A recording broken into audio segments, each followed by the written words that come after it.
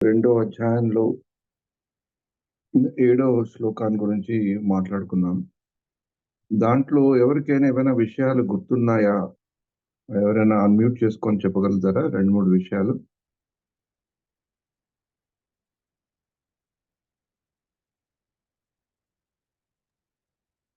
Hare Krishna Prabhuji. Yup. అంటే మెయిన్‌గా కార్పణ్య దోషం గురించి చెప్పారు ప్రభు. అంటే మామూలుగా మనకిక్కడ చెప్పిందైతే పిసినారితనం అనేసి, ఇంకొక అర్థం వచ్చేసి తెలిసి కూడా మనం చేయకపోవడం అన్నమాట. ఇప్పుడు భగవంతుడి మీద మనం భక్తి అనేది చేయాలి, ఆయన గురించి చదవడం, వినడం ఇవి ఏమైతే మనం చేయాల్సిన పనులున్నాయో అవి చేయట్లేదన్నమాట. దానికోసం కూడా మనం కార్పణ్య దోషం అనేసి కూడా చెప్పొచ్చని చెప్పారు ప్రభుజీ. ఓకే. హరే కృష్ణ. ఇంకెవరైనా చెప్తారా? ఇంకేమైనా విషయాలు? హరే కృష్ణ యప్. ప్రభుజీ. ఇది మాతాజీ కార్పణ్యం గురించి చెప్పారు. కార్పణ్యతను ధనమని తెలిసి కూడా అధర్మాన్ని దూరం అవటానికి ప్రయత్నించడం, ధనమున్న వారు ఆ ధనంతో పాటు అనుభవించకుండా వేరే వాళ్ళకి సాయం చేయడం గురించి ఆలోచించడం, ఈ ఈ లోకంలో అది ధనమే కాకుండా మిగతా ఉన్న గుణాలు కూడా ఉపయోగించకుండా ఉండడానికి కూడా కార్పణ్య దోషమే అంటారు. ఓకే. Very good. ఇంకేమైనా విషయాలు తెలుసా మా శ్లోకంలో?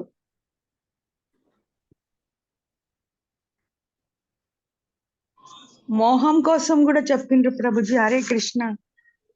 హరే కృష్ణ. కరెక్టే. కార్పణ్య దోషం గురించి పర్వాలేదు. థాంక్స్ చెప్పినందుకు. ఇంకేమైనా విషయాలు ఉన్నాయా ఆ శ్లోకంలో? కేవలం కార్పణ్యం గురించే ఉందా? ప్రభుజీ. ఏంటి మోహం మాతాజీ? శరణాగతి. దాని గురించి ఏం చెప్పబడింది? అంటే వీళ్ళందరినీ చంపాల్సి వస్తుందని చెప్పేసి మోహం చెందుతాడు అర్జునుడు. ఓకే. Very good. అలా కృష్ణుని నేను ఇప్పుడు నీకు శరణాగతినైనా నీ శిష్యుని నాకు సరైన మార్గం తెలుపమని అడుగుతాడు Prabhuji. Hare Krishna. Good. Very good. తర్వాత అడిగాక ఏం చేస్తాడు? తను ఏమయ్యాడు ఇప్పుడు శిష్యుడికి? శరణాగతి పొందాడు. శరణాగతి గురువు ప్రభు. గురువు. శిష్యుడయ్యాడు. శిష్యుడై శరణాగతి అనే పదం ప్రపన్న మార్గం, ప్రపన్నం అని చెప్పారు కదా. అంటే ఫస్ట్ అర్జునుడు తనలో ఉన్న దోషాన్ని తెలుసుకున్నవాడై, ఆ దోషం వల్ల అతనికి ఏమొస్తుంది? ధర్మ సమ్మూఢం, ఇండెసిషన్. ఆ ధర్మాన్ని అతను తెలుసుకోలేకపోతున్నాడు ఏంటో అనేది. Prabhu, can you pin my thing? నా ఫోటో నాకు వస్తే నాకు తెలుస్తుంది. ముఖ్యంగా ఒక్క మాట చెప్పారు మా ప్రభుజీ, నేను అడుగుతున్నాను అనేది వెరీ గుడ్. చెప్పారు. Yeah, very good. Hare Krishna. Prabhu, ఎవరు కంట్రోల్ చేస్తున్నారో, can you pin my name? ఇది షేర్ చేసినప్పుడు పిన్ చేయలేం ప్రభుజీ. కనిపిస్తుంది, మీరు మాకు కనిపిస్తున్నారు ప్రభుజీ. ఓకే. మీ ఆడియో, వీడియో, స్క్రీన్ 3 కనిపిస్తున్నారు. ఆల్రెడీ నేను మిమ్మల్ని పిన్ చేశాను. I don't know why I'm not seeing. Fine, it's okay. ఇది కొత్త డివైస్ ఇవాళ తీసుకున్నాను. Okay, no problem. సో ఇది తెలుసుకున్నాక అది నేను మిమ్మల్ని అడుగుతున్నాను, చెప్పడం కాదు, అడుగుతున్నాను. అంటే మనం ఎవరినైనా అడుగుతుంటే వాళ్ళు తప్పకుండా మనకు చెప్పాలి. ఇది అర్జునుడి స్థితి. అర్జునుడు ఈ శ్లోకంలో ఏం చెప్పాడు? నేను ధర్మ సమూఢమైంది, లోభం అనే దోషము కారణంగా నేను ఎప్పుడు నా ధర్మ విషయంలో మోహము చెంది శాంతిని కోల్పోయాను. నాకు ఏది ఉత్తమమో నిశ్చయంగా చెప్పమని ఈ స్థితిలో నిన్ను అడుగుతున్నాను. ఏది నాకు శ్రేయస్కరమో అది నిశ్చయంగా చెప్పు, నేను కన్ఫ్యూజన్ లో ఉన్నాను చెప్పమంటున్నాడు. నేను ఇప్పుడు నీకు శిష్యుడను, శరణాగతుడును, దయచేసి నాకు ఉపదేశం చేయవలసినది అని అర్జునుడు చెప్పాక అంతటితో ఆగలేదు అర్జునుడు. ఇంకా అతనికి ఏదో ఇలా చెప్పేసుకున్నాక, భగవంతుని ఒక గురువు కింద స్వీకరించాక, భగవంతుని శరణాగతి పొందాక, తన బాధ తెలుసుకున్నాక, తన బాధ నుంచి విముక్తి కలిగించేవాడు కేవలం శ్రీకృష్ణుడు అని తెలుసుకున్నాక కూడా ఇంకా 8వ శ్లోకంలో అర్జునుడు ఇంకా విలపిస్తున్నాడు అనమాట. ఎలాగైతే మనం అనుకుంటామో, ఒకప్పుడు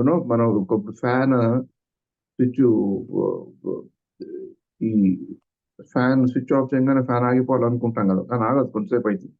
అలాగే ఒక బల్బుని స్విచ్ ఆఫ్ చేయగానే లైట్ అయితే ఆగిపోతుంది, కానీ బల్బు దగ్గరికి వెళ్ళి ముట్టుకుంటే ఇంకా వేడి ఉంటుంది. కొంతసేపు అయ్యాక కానీ వేడి తగ్గదనమాట.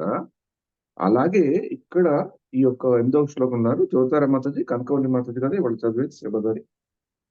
చదువుతాను ప్రభుజీ. Yeah.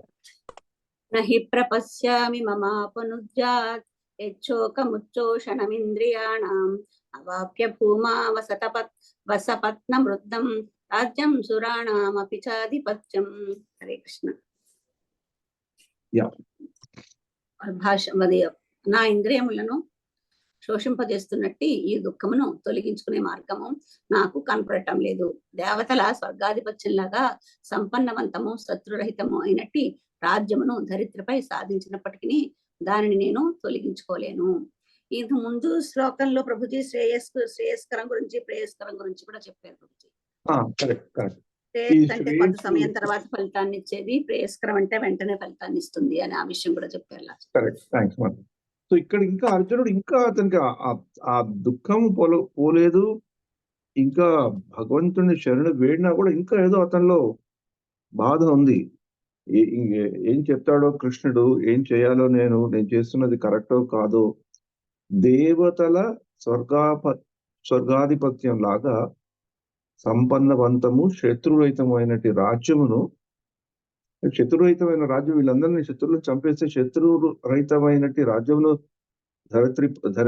ధరిత్రిపై సాధించినప్పటికీ దానిని నేను తొలగించుకోలేను, ఆ దుఃఖాన్ని నేను తొలగించుకోలేను. ఇంకా అతనిలో బాధ కలుగుతుంది అనమాట. అప్పుడు అది చూసి అర్జునుడు ఏం చేశాడు అనేది మళ్ళీ సంజయుడు చెప్తున్నాడు. 2వ అధ్యాయం 1వ శ్లోకంలో కూడా ధృతరాష్ట్రుడికి సంజయుడు చెప్పాడు ఇక్కడ కథ కమేషు ఏమైతుంది కురుక్షేత్రంలో. ఆయన అది అడిగారు కనుక మొదట ధర్మక్షేత్రే కురుక్షేత్రే అని అడిగారు కాబట్టి సంజయుడు మళ్ళీ చెప్తున్నాడు. 2వ అధ్యాయంలో 1వ శ్లోకంలో ఏం చెప్పారు? తం తథా కృపయావిష్టం అశ్రు పూర్ణాకులేషణం విషీదంతం ఇదం వాక్యం వాచ మధుసూదన. ఆ ఏడుస్తున్న అర్జునుడిని చూసి కృష్ణుడు ఏదో చెప్పాడు అని చెప్పాడు. అది చెప్పాక కృష్ణుడు ఏం చెప్పాడో కూడా సంజయుడు చెప్పాడు. తర్వాత మళ్ళీ కృష్ణుడే స్వయంగా కృష్ణుడు ఏం చెప్తున్నాడో అనేది కూడా మనకి సంజయుడు ధృతరాష్ట్రుడు చెప్పడం జరిగింది. అందుకనే 2వ అధ్యాయంలో 2వ శ్లోకంలో శ్రీ భగవాన్ వాచ అని మనకి ప్రవేశపెట్టడం జరుగుతుంది అనమాట. అంటే కృష్ణుడు అర్జునునికి నీ మనసులో ఉన్న దౌర్బల్యం ఏంటి సంగతి, నీ సంగతి ఏంటి నాయన, నీ దౌర్బల్యం ఏంటి, నీ పరిస్థితి ఏంటి, నువ్వు ఇలా ఎందుకు చేస్తున్నావు అని కొంచెం అర్జునుని కొంచెం చివాట్లు పెట్టినట్లు కొంచెం పరుషంగా మాట్లాడినప్పుడు అర్జునుడు మళ్ళీ ఇంకొక రీజన్ చెప్పాడు. నేను ఇలా మాట్లాడుతున్నానంటే నేను మామూలుగా మాట్లాడట్లేదు, మరి గురువులు భీష్మ పితామహ ఉన్నాడు, ద్రోణుడు ఉన్నాడు, వీళ్ళందరినీ ఎలా చంపి నేనేం చేయాలి అని ఆ రీజన్ పెడితే ఆ చెప్తుంటే ఇంకా అతనికి దుఃఖం ఎక్కువైపోయింది. ఎలాగంటే ఒకప్పుడు మనం చూస్తుంటాం కదా, మామూలుగా ఈ రోజుల్లో అది ఉందో లేదో తెలియదు కానీ మా చిన్నప్పుడు మాతో జరిగిన కొన్ని అనుభూతులు చెప్తాను. అయితే ఇప్పుడు మాకు పరీక్షలు అయ్యాక ప్రోగ్రెస్ కార్డ్ అని ఉండేది. ప్రోగ్రెస్ కార్డ్ లో మార్కులు రాస్తారు అన్నమాట. అది ఆ ప్రోగ్రెస్ కార్డ్ ఇంటికి పరీక్ష బాగా చేయలేనప్పుడు కొంచెం బాధగా ఉంటుంది, కానీ ఎట్లనా ఆ బాధను దిగమింగుకుంటాం. కానీ ఆ పరీక్ష రోజు పేపర్లు ఇచ్చారు, మార్క్స్ ఇచ్చారు, ఆ రోజు కూడా బాధ ఉంటుంది, మార్క్స్ సరిగ్గా రావు, ఏమైతుందో ఇంట్లో ఏమంటారని ఆ మార్కులు అటు ఇటు దాచేయడం, అది చేయడం, ఇంట్లో చెప్పకపోవడం, బాగా వచ్చాయంటే చాలా బాగా వచ్చాయని చెప్పడం, మళ్ళీ ఆట పాట నడుస్తున్నట్టు. కానీ ఏదో ఒక రోజు ప్రోగ్రెస్ కార్డు ఇవ్వడం జరుగుతుంది. ఆ ప్రోగ్రెస్ కార్డులో ప్రాబ్లం ఏంటి? ఆ ప్రోగ్రెస్ కార్డు మన తల్లిదండ్రులు చూపెట్టి సైన్ చేయించాలి కదా. సైన్ చేయించాలని అప్పుడు చూస్తారు వాళ్ళు, అప్పుడు తెలిసిపోతుంది. ఇంకా ఆ రోజు ఇక ప్రోగ్రెస్ కార్డు ఇచ్చే ముందు మదన ఉంటుందన్నమాట. అయ్యో ఏమైపోతుందో దుఃఖం, ఏడుపు, భయం. ఆ ప్రోగ్రెస్ కార్డ్ ఇచ్చి ఇంకా ఏం చెప్తారో అనే తల్లిదండ్రులు వాళ్ళ యొక్క ప్రక్రియ ఎలా ఉంటుంది అనేది చెప్పలేపల ఓరున ఏడవడం. నేను చదివాను, బాగా చదివాను, నేను నాకు వచ్చిన ప్రశ్నలు రాలేదు, ఏదో వచ్చాయి, టీచర్ సరిగ్గా దిద్దలేదు, అవుట్ ఆఫ్ సిలబస్ ఇచ్చారు, ఏదో కొన్ని కారణాలు చెప్తూనే మళ్ళీ ఏడవడం, ఇంకా అది తలుచుకుంటుంటేనే మళ్ళీ ఏడుపు వచ్చేస్తుంటుంది అనమాట.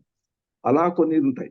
అందుకని అది తలుచుకోకుంటే ఏడుపు తక్కువ ఉంటుంది, కానీ అది తలుచుకొని ఏడుపు. ఒకటి అబద్ధం ఆడానని, ఇంకొకటి బాగా చేయలేదని, ఇంకొకటి మంచి మార్కులు రాలేదని, తల్లిదండ్రులు ఏమంటారని, ఎన్నో రకాల అసందిగ్ధ పరిస్థితుల్లో నేను ఏడ్చిన సన్నివేశాలున్నాయి. మీరందరూ ఉన్నాయో లేదో ఇంకొన్ని సన్నివేశాలు ఏంటి, ఇలా పరీక్ష బాగా కాకుండా మార్కులు తక్కువ వస్తే పర్వాలేదు.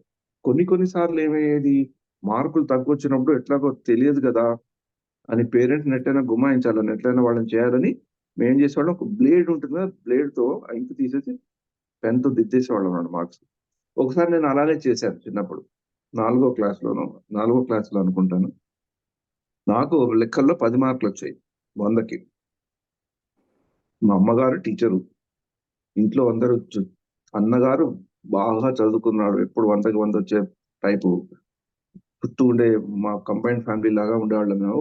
ఒక కంబైన్డ్ ఒకే ఇంట్లో కాకుండా పక్క పక్కన ఇళ్ళలో అంతా ఆ పెద్దమ్మ కొడుకులు, వాళ్ళు కజిన్స్ వాళ్ళందరూ కూడా బాగా చదువుకునేవాళ్ళు. నేనేమో ఇలా ఉండేది. నా పరిస్థితి ఇలా ఉండేది. సరే ఎట్లాగైనా ఈసారి బాగుండదు, అందరి ముందర ఏదో తిడతారు, కొడతారని లాస్ట్ టైం ఎంత ఏడ్చినా నడవలేదు. వాళ్ళకి ఏశారు చెంపదెబ్బలు. ఈసారి ఎలాగైనా తప్పించుకోవాలి చెంపదెబ్బలని నేనేం చేశాను, కిందటిసారి చూశాను మా క్లాస్‌మేట్స్ ఏం చేస్తున్నారని. వాళ్ళు బాగానే ఉంది వాళ్ళ పరిస్థితి. ఆ బ్లేడ్‌తో కొంచెం చిట్చిట్గా చేసేసి 10ని 90 చేశాను. చాలా తెలివిగా. అది చాలా బాగుండెను 90గా. చాలా సంతోషపడిపోయాను. ఇంటికి కూడా తీసుకెళ్ళాను. చాలా సంతోషపడుతూ. మా పేరెంట్స్ కూడా తల్లిదండ్రులతో సహా చాలా చాలా ఇంప్రూవ్ అయిపోయాడు జగ్గు చాలా. అంటే జగ్గు అని పిలిచేవాడు నాకు చిన్నప్పుడు. ఇప్పటికి కూడా పెద్దలు జగ్గు అనే పిలుస్తారు ఇంట్లో. ఆ జగ్గు ఏంటి ఇంత ఇంత బాగా అయిపోయాడు, చాలా బాగా చదువుకుంటున్నాడు అని ఒక్క క్షణం వాళ్ళు కూడా నన్ను పొగిడారు. అప్పుడు నేను నా దుఃఖం అంతా పోయిందన్నమాట. సంతోషంగా మొహం పెట్టి నవ్వుతూ ఆహా! ఓహో! అనుకుంటున్నా అన్నమాట. కానీ మా అమ్మగారు టీచర్ గదా! టీచర్‌కి ఇవన్నీ తెలుస్తాయి. సడెన్‌గా ఉన్నవన్నీ కౌంట్ చేశారన్నమాట. యాడ్ చేశారు. యాడ్ చేస్తే ఇక్కడ 80 మార్కులు తక్కువొస్తున్నాయి. ఏంటి మీ టీచర్ ఏమైనా తప్పు చేసిందా? కూడికలో అన్ని సబ్జెక్ట్ మార్కులోని అనంగానే నాకు తెలిసిపోయింది. అప్పుడు మళ్ళీ ఘోరని ఏడవటం. మార్కులు తక్కువొచ్చాయని ఏడవటం. ఇలా తప్పు చేసి దొరికానని ఏడవటం. అన్ని బాధలతో ఇంకా ఏడుపు. తలుచుకుంటే ఇంకా ఏడుపు. ఇలా చేయను చేస్తున్నా. మళ్ళీ ఆ రోజుల్లో చిన్నపిల్లల్ని సరిదిద్దడానికి కొట్టడం అనేది ఒకటి ఉండేది కదా! ఇప్పుడంటే చేయట్లేదు పెద్దలు. భయపడతారు పోలీసులు ఏమైనా కంప్లెయింట్ చేస్తారేమో అని పిల్లలు. కానీ ఆ రోజుల్లో కొట్టేవాళ్ళు మమ్మల్ని. బాగా పడ్డాయి. టీచర్ కంప్లెయింట్ చేయడం తర్వాత అదంతా నడిచిపోయింది. నేను ఎందుకు చెప్తున్నానంటే, ఒకప్పుడు మనం చేసిన తప్పుని, మనకున్న స్థితిని మళ్ళీ గుర్తుపెట్టుకొని ఇంకా ఏడుపొచ్చేస్తుందన్నమాట. అర్జునుడికి తెలుసు తనేదో తప్పు చేస్తున్నాడని. ఎందుకంటే ఈ యుద్ధం అతన్ని చేయమని ఎవరు ఫోర్స్ చేయలే కదా! యుద్ధం వాళ్ళు కూడా చేస్తారనే వచ్చారు కదా! సామధాన భేద అన్ని అయిపోయాక ఈ దండం అనేది తప్పదు. తన ధర్మాన్ని చేయాలని తెలుసుకున్న అర్జునుడు ఎంతో ఉత్సాహంగానే వచ్చాడు. కానీ తనేదో తప్పు చేస్తున్నాడని తెలిసి, ఆ తప్పు చేస్తున్నాను, తప్పయితోందని ఇంకా బాధపడిపోతున్నాడు. ఏమైతుంది? అలా, అలా ఇంకా ఎక్కువ మరీ బాధ వచ్చేసి అర్జునుడు ఎలాగంటే నేను కూడా ఆ పరిస్థితుల్లో ఆ ప్రోగ్రెస్ కార్డ్ ప్రహసనంలో ఆ పాస్ టైమ్‌లో నేనేం చెప్పాను, టీచర్ బాలేదు.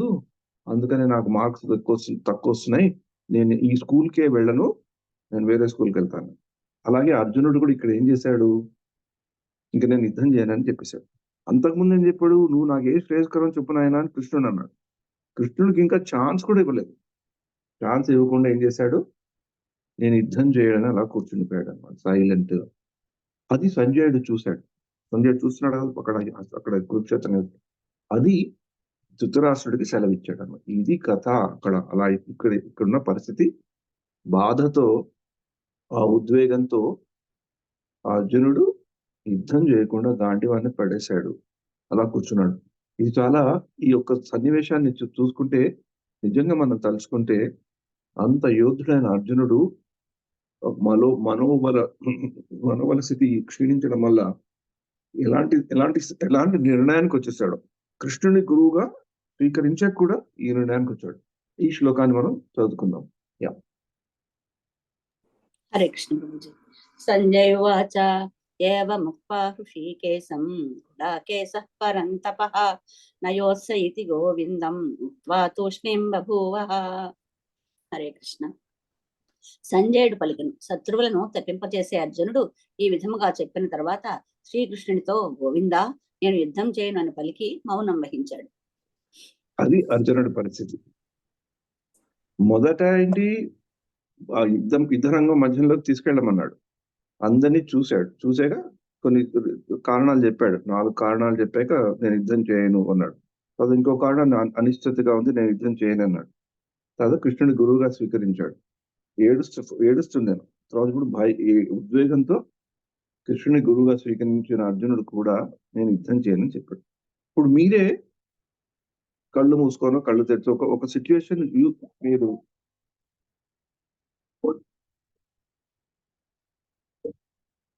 Sorry I'm getting an office call.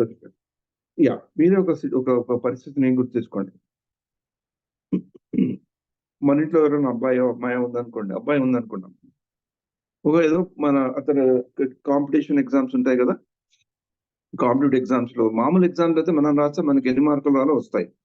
Competition ఎగ్జామ్లు ఏంటంటే మనకి ఎన్ని మార్కులు వచ్చాయనే కాదు, మనకంటే ఇంకా ఎంతమందికి ఇంకా ఎన్ని మార్కులు వస్తాయనే దాని మీద మన ర్యాంక్ అనేది ఆధారపడి ఉంటుంది కదా. అది దాన్ని అందుకనే కాంపిటీషన్ ఎగ్జామ్ అంటారు కదా. 100 సీట్లు ఉంటే మనం కూడా ఆ 100 మంది లోపలే ఉండాలి. మనకి ఎంత మంచి మార్కులు వచ్చినా 99-98% వచ్చినా మనకి ర్యాంక్ 120 130 వస్తే సీట్ రాదు. అదే కదా పరిస్థితి. అలా బాగా చదువుతున్నాడు అనుకోండి, ఏడాది పొడవునా బాగా చదువుతూ మంచి బాలుడై ఉండి, ఇంతకు ముందు కూడా కొన్ని పరీక్షల్లో ప్రాక్టీస్ టెస్ట్ లో కూడా బాగా మంచి మార్కులు తెచ్చుకొని ఈ కాంపిటీషన్ ఎగ్జామ్ దగ్గరికి వచ్చిన రోజు ఇంకా రేపో ఇప్పుడు ఈ ఎగ్జామ్ ఇంకా బాగా చదువు సడన్ గా అమ్మ నాన్న దగ్గరకు వచ్చి నేను ఈ పరీక్షకి వెళ్ళను అని చెప్పాడు అనుకోండి, తల్లిదండ్రులు ఏమవుతారు? ఆశ్చర్యపోతారు కదా. ఏంటి ఏమైంది వీడికి? అయోమయంలో పడి కంగారు పడిపోతారు. ఎందుకురా, ఏం పిచ్చి పట్టిందా? కొంతమంది అయితే పిచ్చి పట్టిందా, నీకు బుద్ధి లేదా ఏంటి, నువ్వు ఇలా తయారవుతున్నావు, ఎందుకు ఇలా చేస్తున్నావు, ఇంత చదువుకున్నావు కదా, నీ మీద ఇంత ఆశలు పెట్టుకున్నావు, మేము రామయ్య కాలేజ్ పంపించాం, 3 లక్షలు పెట్టాం, 4 లక్షలు పెట్టాం, అది ఇది పడా ఇంత వచ్చింది ఇష్టమైంది. అయితే కొంచెం తండ్రి గారు కొంచెం కామ్గా ఉండి, ఎందుకైనా ఏమైంది సడన్ గా. అబ్బాయి పేరు రాము అనుకోండి, జస్ట్ ఫర్ ఎగ్జాంపుల్. అబ్బాయి నెమ్మదిగా చెప్తాడు, నా ఫ్రెండ్ శ్యాము అనే అబ్బాయి ఉన్నాడు, నాకంటే అతను కొంచెం వెనక ఉన్నాడు. ఇప్పుడు నేను పరీక్ష రాశాను అనుకోండి, నాకు మంచి ర్యాంక్ వచ్చింది అనుకోండి, నాకు రావాల్సిన ఇది వచ్చేస్తుంది, అతనికి ఇంజనీరింగ్ లో సీట్ రాదు. నేను ఒకవేళ త్యాగం చేస్తే అతనికి ఏదైనా ఛాన్స్ ఉంటుందేమో నా స్లాట్ లో. చాలా ప్రాబిలిటీ తక్కువ, కానీ ఉంటుందేమో. నేను అతన్ని నా ఫ్రెండ్ అయినందుకు అతన్ని ఎందుకు నేను నా యొక్క ప్రతిభతో అతన్ని ఎందుకు శిక్షించాలి? నా యొక్క ప్రతిభతో నేను ఇంజనీరింగ్ కాలేజ్ సీట్లు సంపాదించుకుంటే అతనికి ఏమైపోతుంది, జీవితం ఏమైపోతుంది అని ఒక రీజన్ చెప్పాడు అనుకోండి. అనుకుందాం, ఇలాంటి స్థితులు కూడా వస్తుంటాయి కదా ఒకప్పుడు. అప్పుడు మనం ఏం చేయాలి? మన నాన్నగారు ఏం చేస్తారు అప్పుడు? ఆయన రియాక్షన్ ఎలా ఉంటుంది? నాన్నగారు అమ్మగారు ఎవరైనా అన్మ్యూట్ చేసుకొని చెప్పగలరా? Just imagination. అతను చెప్పిన కారణం మంచిగానే ఉన్నా కూడా ఇతని భవిష్యత్తు పాడవుతుందనే భంగం ఉంటుంది కదా ప్రభుకి, తల్లిదండ్రులకి. అంటే ఎలా ఉంటుంది తండ్రి రియాక్షన్? ఏం చేయాలో అర్థం కాదు. కోపం వస్తుంది, ఎక్స్ప్రెస్ చేయలేరు. కరెక్ట్. అదే కదా, కోపం వస్తుంది, ఎక్స్ప్రెస్ చేయలేరు. ఒకడు పడతాయి దెబ్బలు, లేకుండా ఇంకా కంగారు పడిపోతారు, బెంబేలు పడిపోయి కంగారు పడతారు. అంటే వాళ్ళు కూడా అంటే వీడికి ఉండే బాధ వాళ్ళకు కూడా వచ్చేస్తుంది అనమాట, ఈ పిల్లవాడిని చూసిన బాధ. కానీ అలాంటి పరిస్థితుల్లో ఉన్న కృష్ణుడి రియాక్షన్ చూస్తే చాలా ఆశ్చర్యం వేస్తుంది. కృష్ణుడు ఏం చేస్తున్నాడో చూడండి. ఈ శ్లోకం చదువు. ఈ శ్లోకం చాలా ఇంట్రెస్టింగ్ శ్లోకం.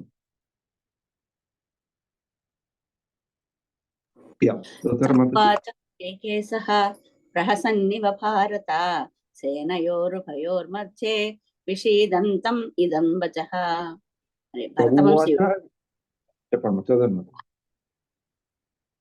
భరతవంశీయుడా, ఇరుసేనల మధ్య శ్రీకృష్ణుడు నవ్వుతూ అప్పుడు ధిక్కుతుడైన అర్జునుడితో ఈ విధముగా పలికినాడు.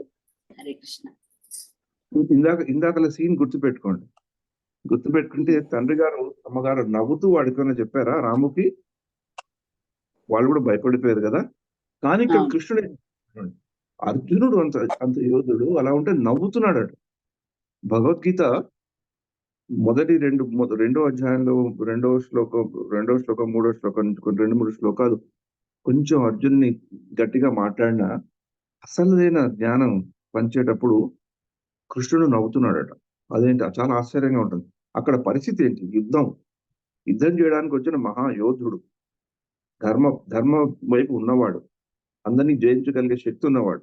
అలాంటి వాడు బెంబేలు పడి నేను యుద్ధం చేయనని కూర్చుంటే, నేను గురువుగా తీసుకున్న ఆ గురువుగారు ఏం చేస్తున్నారు? అతన్ని వదిలించట్లేదు. నవ్వుతున్నాడట. కృష్ణుడు నవ్వుతూ అప్పుడు దుఃఖితుడైన అర్జునునితో ఈ విధంగా పలికాడు. ఇందాక మనం సీన్ గుర్తు పెట్టుకుంటే ఏ తండ్రి అయినా తల్లి అయినా నవ్వుతూ వాడికైనా చెప్తుందా? రాముకి చెప్పదు కదా. కానీ కృష్ణుడు చాలా ఇంట్రెస్టింగ్ గా నవ్వుతున్నాడు. దీని గురించి అంటే ఇది చిన్న ఆధ్యాత్మిక పరంగా ఇది పెద్దది కాదు.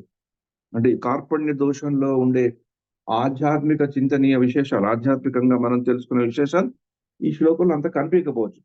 కానీ ఆ శ్రీకృష్ణుడు నవ్వుతూ అనే పదాన్ని ఆచార్యులు చూసినప్పుడు మనకి శ్రీకృష్ణుడిలో ఉండే ఒక విచిత్రమైన లక్షణం మనకి కనబడుతుంది. విచిత్రమైన చాలా ముఖ్యమైన లక్షణం మనకి కనబడుతుంది. ఇక్కడ అర్జునుడు ఏడుస్తున్నాడు, కృష్ణుడు ఏదో చెప్పబోతూ నవ్వుతూ చాలా కామ్ గా చాలా బాగుంది సీన్, బాగుంది ఇక్కడ ఈ సీన్ బాగానే ఉంది అన్నట్లు నవ్వుతున్నాడు. అంటే నా నవ్వడానికి కారణాలు కొన్ని చెప్తారు ఇక్కడ. ఒకటి ఏంటంటే శ్రీకృష్ణుడు ఎందుకు నవ్వుతున్నాడట అంటే, అంతకు ముందే కొన్ని క్షణాల క్రితమే నేను యుద్ధంలో పాల్గొంటాను, నేను యుద్ధానికి చేయడానికి చాలా ఉత్సాహంగా వచ్చాను, నువ్వు రథాన్ని మధ్యలో తోలమన్న అర్జునుడు కొంతసేపట్లోనే ఎందుకు ఇట్లా అయిపోయాడు అని అతనికి నవ్వొచ్చింది. ఆ బాధలో కూడా అతనికి ఒక నవ్వొచ్చిందండి. ఇంకొకటి ఏంటంటే, అంత యోధుడైన అర్జునుడికి కూడా ఇలాంటి మనోదుర్బలత అంటూ ఉంటుందా? అలా ఇట్లాంటిది ఎవరికైనా ఉంటుందా? నేను ఎప్పుడూ ఇది చూడలేదే అని అతనికి ఇంకొక డౌట్ తో నవ్వారట. అంతకంటే ముఖ్యమైనది ఏంటంటే, ఇది మనం జీవితంలో బాగా నేర్చుకోవాల్సింది ఏంటంటే, కృష్ణుడు ఎందుకు నవ్వాడు అని ఆచార్యులు చూస్తే, అర్జునుడి పరిస్థితి ఏంటి? చాలా ఉద్వేగభరితమైన పరిస్థితి. ఉద్వేగంగా ఉన్నాడు, చాలా బాధగా ఉన్నాడు. ఒక మనిషి ఎప్పుడైనా పానిక్ స్టేట్ లో చాలా భయపడుతూ కానీ, దుఃఖంతో కానీ, ఉద్వేగంతో కానీ మన దగ్గరకు వస్తే, మనం వాళ్ళతో ఉండి ఏడవడం చేయకూడదు. మనం స్థిమితంగా ఉండాలి. ఎందుకంటే వాళ్ళ పరిస్థితి ఎలాగో ఆ జోన్ లోకి వెళ్ళిపోయారు వాళ్ళు. మనం సంభాలించుకొని వాళ్ళలాగా మనం కూడా ఘోరణ ఏడవకుండా వాళ్ళని మనం సంజాయించే స్థితిలో ఉండాలి. అది ఎంత అన్యాచురల్ గా ఉన్నా కూడా, ఒక్కప్పుడు సబబుగా కూడా ఉండకపోవచ్చు. ఏంటి వీళ్ళు ఇంత బాధపడుతుంటే కూడా వచ్చి సంజాయిస్తున్నాడు. మన ఇళ్లలో కూడా చూస్తుంటాం కదా, ఎవరైనా చనిపోయినప్పుడు కానీ ఎవరైనా అయినప్పుడు కొంచెం పెద్దలు వచ్చి మనని సముదాయిస్తారు. ఏడవకు, భయపడకు, ఏదో అవుతుంది అని. ఎందుకు వాళ్ళు అలా చేస్తారంటే, వాళ్ళకి మన మీద కరుణ లేదని కాదు, మన బాధ వాళ్ళు అర్థం చేసుకోవట్లేదని కాదు. ఎందుకు చేస్తున్నారంటే, వాళ్ళు కూడా కంగారు పడితే బెంబేలు ఎత్తిపోతే ఇంకా ప్రాబ్లం ఎవరు సాల్వ్ చేస్తారు? అందుకని అది తెలుసుకుని సముచితంగా కృష్ణుడు నవ్వుతూ ఉన్నాడు. అంటే మనం కూడా పెద్దగా అవుతుంటే మనం నేర్చుకోవాల్సింది ఏంటంటే, ఇప్పుడు పిల్లలు కూడా ఎవరైనా బెంబేలు పడినప్పుడు కంగారు పడకురా అంటారు కదా. మనం కూడా కంగారు పడుతుంటాం.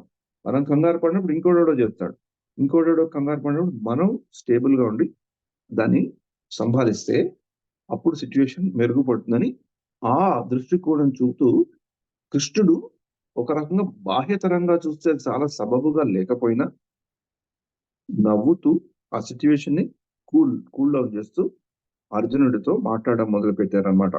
అలాగే మనకి ఈ మూడు రకాల ఉద్దేశాలతో కృష్ణుడు నవ్వి ఉంటాడని ఆచార్యులు ఈ యొక్క శ్లోకాన్ని విశ్లేషించినప్పుడు వాళ్ళు అలా వాళ్ళకి తట్టిందనమాట.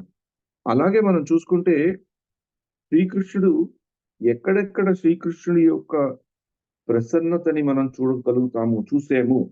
ఇది ఒకటే కాదు, భగవద్గీత మధ్యలోనే శ్రీకృష్ణుడు అలా నవ్వుతూ కనిపించాడు. కానీ అలా అని ఎప్పుడు అలా నవ్వుతున్నాడా అంటే అది కూడా కాదు.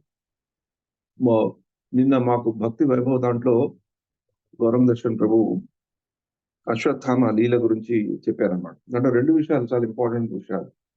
ఒకటి ఏంటి, అశ్వత్థామ ఉప పాండవులను చంపేక అశ్వత్థామని వెతుకుతూ వెళ్తుంటే కృష్ణుడు అర్జునుడికి ఏం చెప్తాడు? ఇతను ఘోరాతి ఘోరమైన తప్పు చేశాడు. అర్జునుడు కూడా దుఃఖంలో ఉంటాడు, అర్జునుడు కూడా బాధలో ఉంటాడు, అర్జునుడు కూడా కోపంలో ఉంటాడు. తీవ్రంగా ప్రతిజ్ఞ కూడా చేసి ఎలాగో చెల్లించుకోవాలి, ప్రతీకారం చేయాలని ఆ మూడ్ లో ఉంటాడు. ఇక్కడైతే ఎలాగ ఉత్సాహంగా యుద్ధానికి వచ్చాడో అక్కడ కూడా అదే పౌరుషంతో వెళ్తున్నాడు అనమాట. అప్పుడు కృష్ణుడు ఏం చెప్పాడు? అప్పుడు కృష్ణుడు నవ్వలేదు. అర్జునుడి బాధని కూడా అతను ఏం చెప్పలేదు.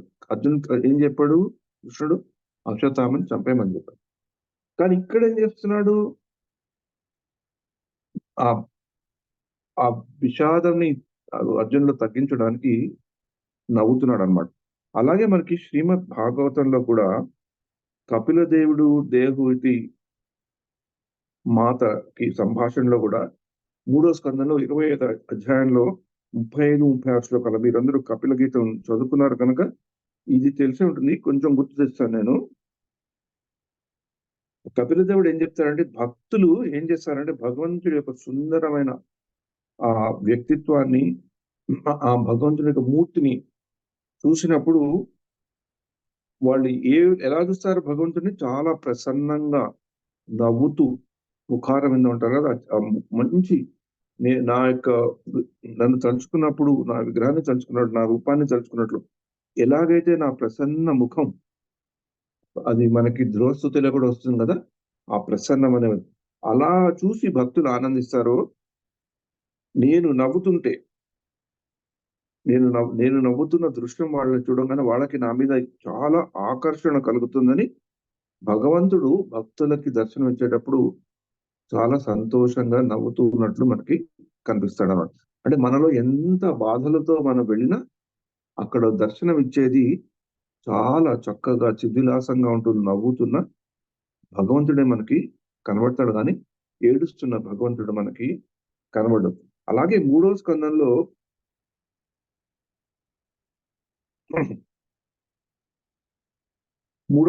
28వ అధ్యాయం 32వ శ్లోకంలో కూడా యోగులు ఉంటారు కదా, యోగులు కూడా వాళ్ళు ధ్యానం చేసేటప్పుడు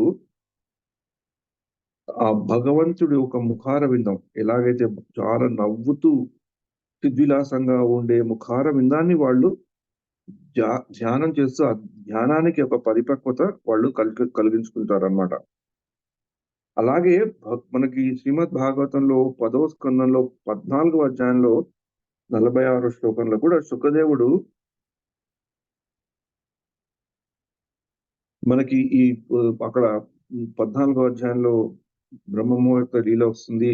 ఆ బ్రహ్మ విమోహన లీల అయ్యాక భగవంతుడు ఏం చేస్తాడట, మళ్ళీ అందరు బాలకులంతా వాళ్ళు బ్రహ్మ నుంచి వచ్చేసాక వాళ్ళతో సరదాగా కూర్చొని చాలా నవ్వుతూ చిద్విలాసంగా, ముస్కురాహట్ అంటారు కదా హిందీలో, అలా వాళ్ళతో చూస్తుంటే ఆ యొక్క భగవంతుడి యొక్క ఆ నవ్వుచున్న కృష్ణుని అందరి గోపాల బాలులతో హాయిగా అక్కడ టిఫిన్ తింటున్న కృష్ణుని కూడా చూస్తుంటూ కృష్ణుడి యొక్క నవ్వుని గురించి ఆచార్యులు చాలా మెచ్చుకున్నారన్నమాట. అలాగే ఇంకొక 10వ స్కందంలో 18వ అధ్యాయంలో కూడా కృష్ణుడు ఆ గోప బాలికలతో కలిసి ఆ నాట్యం చేస్తూ వాళ్ళతో అటు ఇటు తిరుగుతూ తను చాలా సంతోషంగా నవ్వుతూ చిరునవ్వుతో వాళ్ళతో ఆడుకుంటూ, తను ఎవరో తనకి తెలుసు, కానీ ఆ గోప బాలకులు ఇచ్చే ప్రేమని స్వీకరిస్తూ చాలా నవ్వుతూ వాళ్ళతో వ్యవహరించాడట శ్రీకృష్ణుడు. ఆ నవ్వును కూడా ఆచార్యులు చూసి కృష్ణుడు నవ్వుతే ఇలా ఉంటాడా అని అనుకున్నారన్నమాట. అలాగే 10వ స్కందంలో 38వ అధ్యాయంలో కూడా అక్రూరుడు మథుర నుంచి బృందావనానికి వెళ్తున్నప్పుడు తను కృష్ణుడి యొక్క దర్శనం ఎలా అవుతుంది, కృష్ణుడు ఎలా కనబడతాడు, కృష్ణుడు నవ్వుతున్న చిద్విలాసంగా ఉన్న కృష్ణుడి ముఖాన్ని నేను చూడగలుగుతానా అని తనలో తను ఆ కృష్ణుడి యొక్క ముఖారవిందాన్ని, ఎప్పుడు నవ్వుతున్న కృష్ణుడి యొక్క ముఖాన్ని, ఆ ముఖ సౌందర్యాన్ని దర్శించుకోవాలని అక్రూరుడు ఆశపడతాడు. ఎందుకంటే అక్రూరుడి పరిస్థితి ఎట్లా ఉంది? చాలా బాధగా ఉంది. కంసుడు చెప్పాడు వీళ్ళిద్దరిని తీసుకురమ్మని. ఆ సేవకి అక్రూరుడు చాలా సంతోషపడ్డాడు, కానీ తను ఆ సేవని చేయడం తర్వాత ఫలితం ఏమైతుందని అతనిలో కూడా భయం ఉంది. ఎందుకంటే కర్ణుడు ఎందుకు కృష్ణుని బలరాముని ఇక్కడికి తీసుకురమ్మన్నాడో అతనికి తెలుసు. వీళ్ళని వధించడానికి తీసుకురమ్మన్నాడని తెలుసు. ఆ బాధ ఉంది, కానీ తన ధర్మాన్ని పాటించాలి. ఆ ఆ యొక్క అక్రూర యానం అంటారు కదా, మథుర నుంచి బృందావనం వచ్చే వరకు భగవంతుడి యొక్క ముఖార విందాన్ని, చాలా ప్రసన్నంగా నవ్వుతున్న ముఖార విందాన్ని అతను తలుచుకుంటూ ఆనందపడ్డాడట.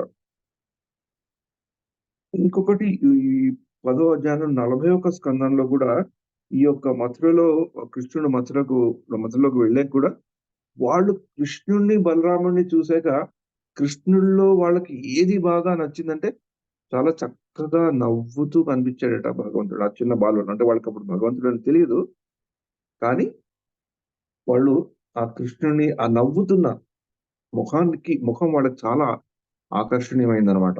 అందుకనే మనం కూడా భగవంతుడిని తలుచుకున్నప్పుడు మనకి ఎంత బాధల్లో ఉన్నా కూడా మనం భగవంతుడిని తలుచుకునేటప్పుడు ఆ భగవంతుడి యొక్క ముఖార విందాం ఎలాగైతే నవ్వుతూ ఎప్పుడు కనబడుతుందో దాన్ని చూడంగానే మనకి ఏదో కొంచెం మనశ్శాంతి అనేది కలుగుతుందన్నమాట. ఎందుకంటే ఎప్పుడైతే మనం కష్టాల్లో ఉన్నామో భగవంతుడి దగ్గరికి వెళ్ళినప్పుడు భగవంతుడు ఏదో మనకి ఒక దోవ చూపెడతాడు.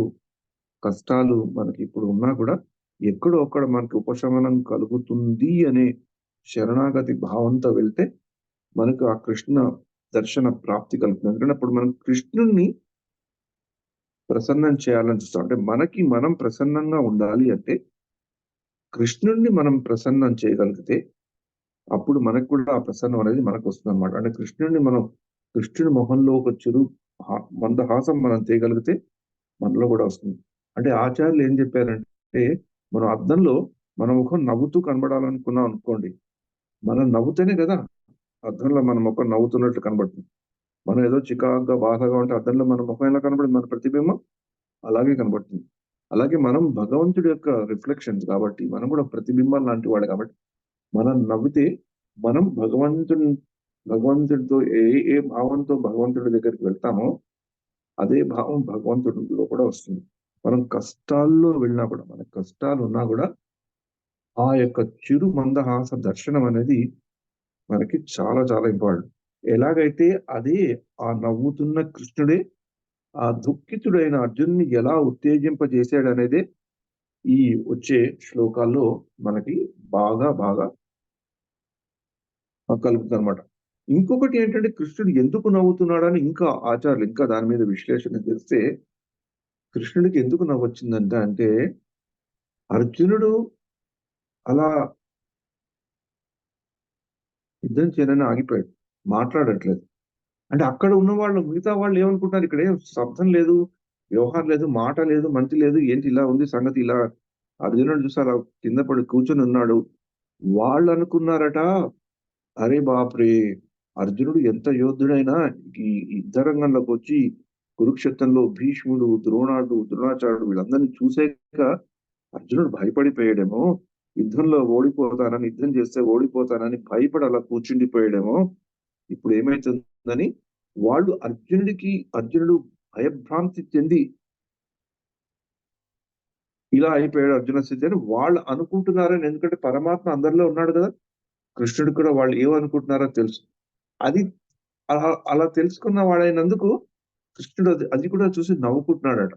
అరే వీళ్ళంతా ఎలా పిచ్చిగా వీళ్ళు ఇలా వీళ్ళు అలా అనుకుంటున్నారు, వీళ్ళకి అర్జునుడి సంగతి తెలీదా, అర్జునుడు భయపడడం ఏంటి, అర్జునుడు ఇక్కడ భయపడట్లేదు, అర్జునుడు ఇక్కడ దుఃఖిస్తున్నాడు. ఎందుకంటే అర్జునుడిలో కూడా ఏదో ఒక మంచి భక్తుడు ఉండడం వల్ల అతనిలో కూడా ఆ కరుణ అనేది చాలా చాలా తీవ్రంగా ఉన్నదన్నమాట.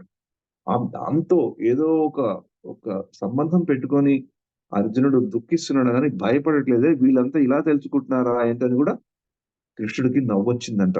అంటే ఈ భౌతిక ప్రపంచంలో ఇప్పుడు మనం చూసేది ఒకటి కానీ దాని లోపల ఉండేది ఒకటి, అలా అయిందనమాట ఇక్కడ. వాళ్ళేమో అర్జునుడు భయపడిపోతున్నాడు అని వాళ్ళు అనుకుంటున్నారు. సంజయుడు ఏమనుకుంటున్నాడు, అర్జునుడు దుఃఖంతో యుద్ధం చేయట్లేదని, యుద్ధం చేయడని సంజయుడు అనుకుంటున్నాడు. ఈ అర్జునుడు ఏమో పరిస్థితి నేను యుద్ధం చేయనని అర్జునుడు కూర్చున్నాడు. కృష్ణుడేమో నవ్వుతున్నాడు. ఇవన్నీ విచిత్రమైన సంఘటనలు అక్కడ జరుగుతున్నాయి అన్నమాట. ఇలా కృష్ణుడు నవ్వుతూ ఇలా అనుకున్నాడు అనమాట.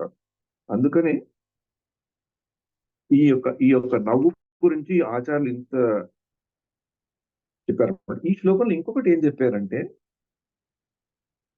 అర్జునుడు అంత దుఃఖంతో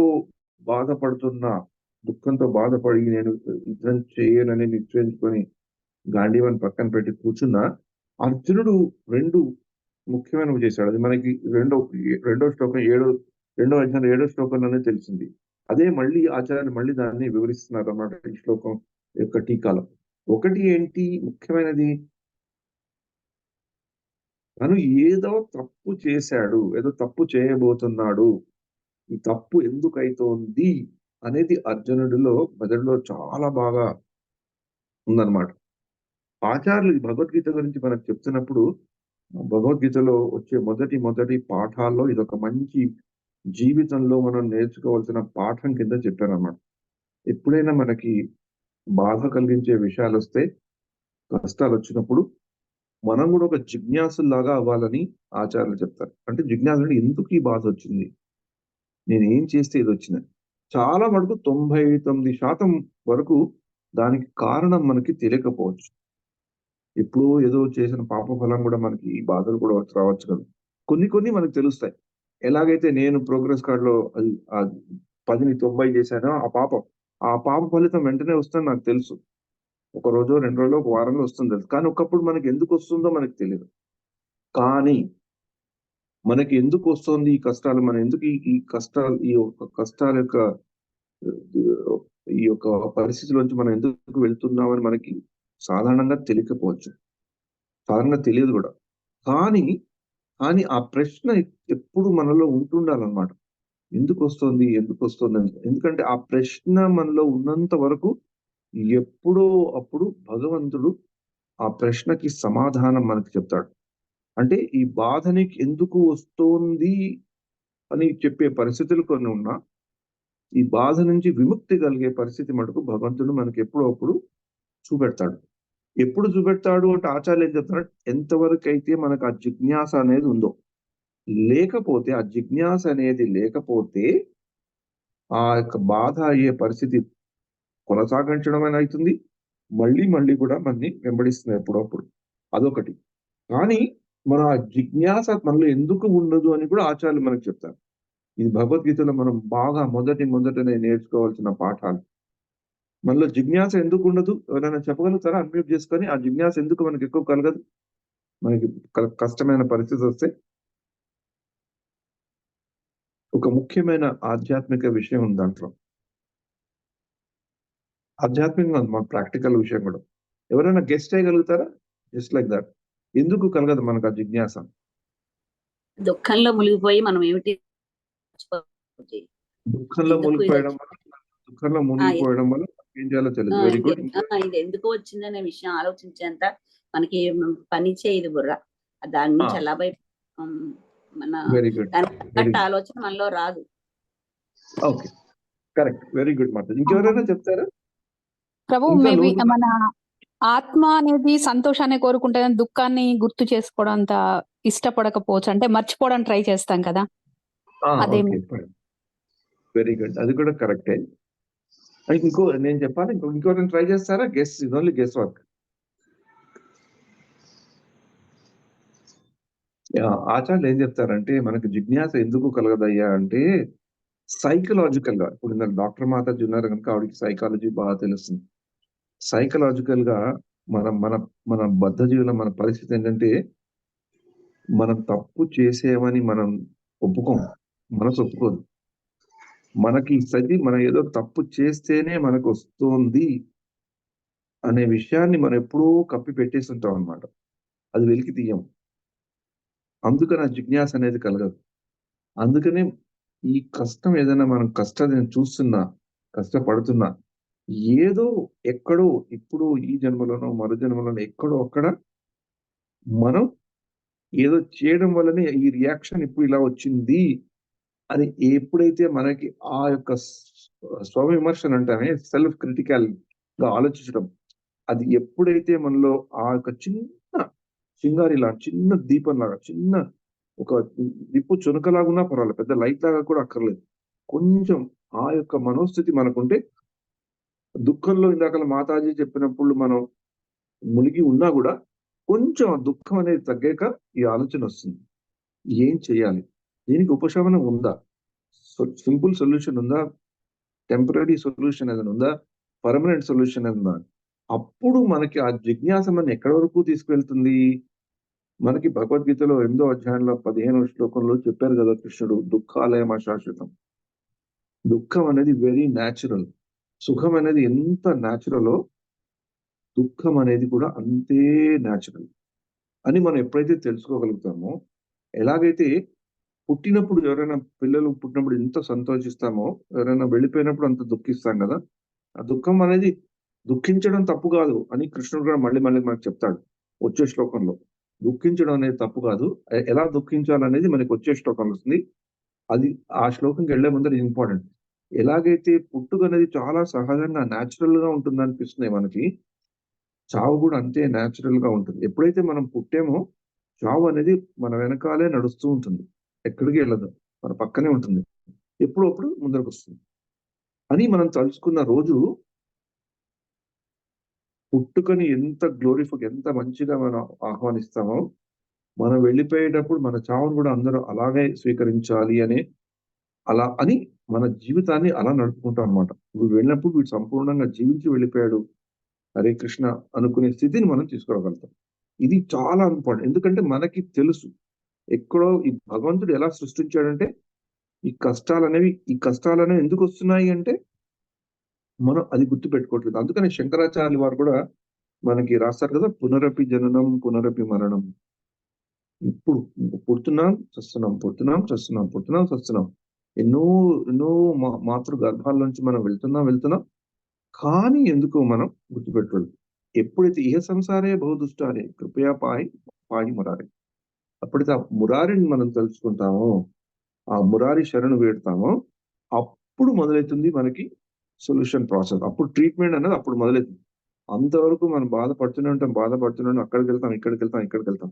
కానీ కరెక్ట్ గా డాక్టర్ దగ్గరికి వెళ్ళి మందు అనేది ఎప్పుడు దొరుకుతుంది అంటే, నాకు జబ్బు ఉంది, ఆ జబ్బుని నేను నయం చేసుకోవాలనుకుంటున్నాను, ఆ నయం చేసుకోవడానికి ఏదైనా కొంచెం అటు ఇటు అయినా నేను కష్టపడతాను, ఎందుకంటే ఆ జబ్బు నేను నయం చేసుకోకుంటే నాకే బాధ కాదు, మిగతా వాళ్ళకు కూడా బాధ కలిగే పరిస్థితి వచ్చేటట్లు ఉంది అని ఎప్పుడైతే మనం తెలుసుకుంటామో, అప్పుడు మనం డాక్టర్ దగ్గరికి వెళ్ళడము, ఆయన చెప్పింది వినడము, ఆయన మందుతో పాటు మందే కాదు కదా, మందుతో పాటు అవి ఇవి కూడా చేయమని చెప్తారు డాక్టర్స్. అవి కూడా చేయడానికి మనం సిద్ధపడతాం.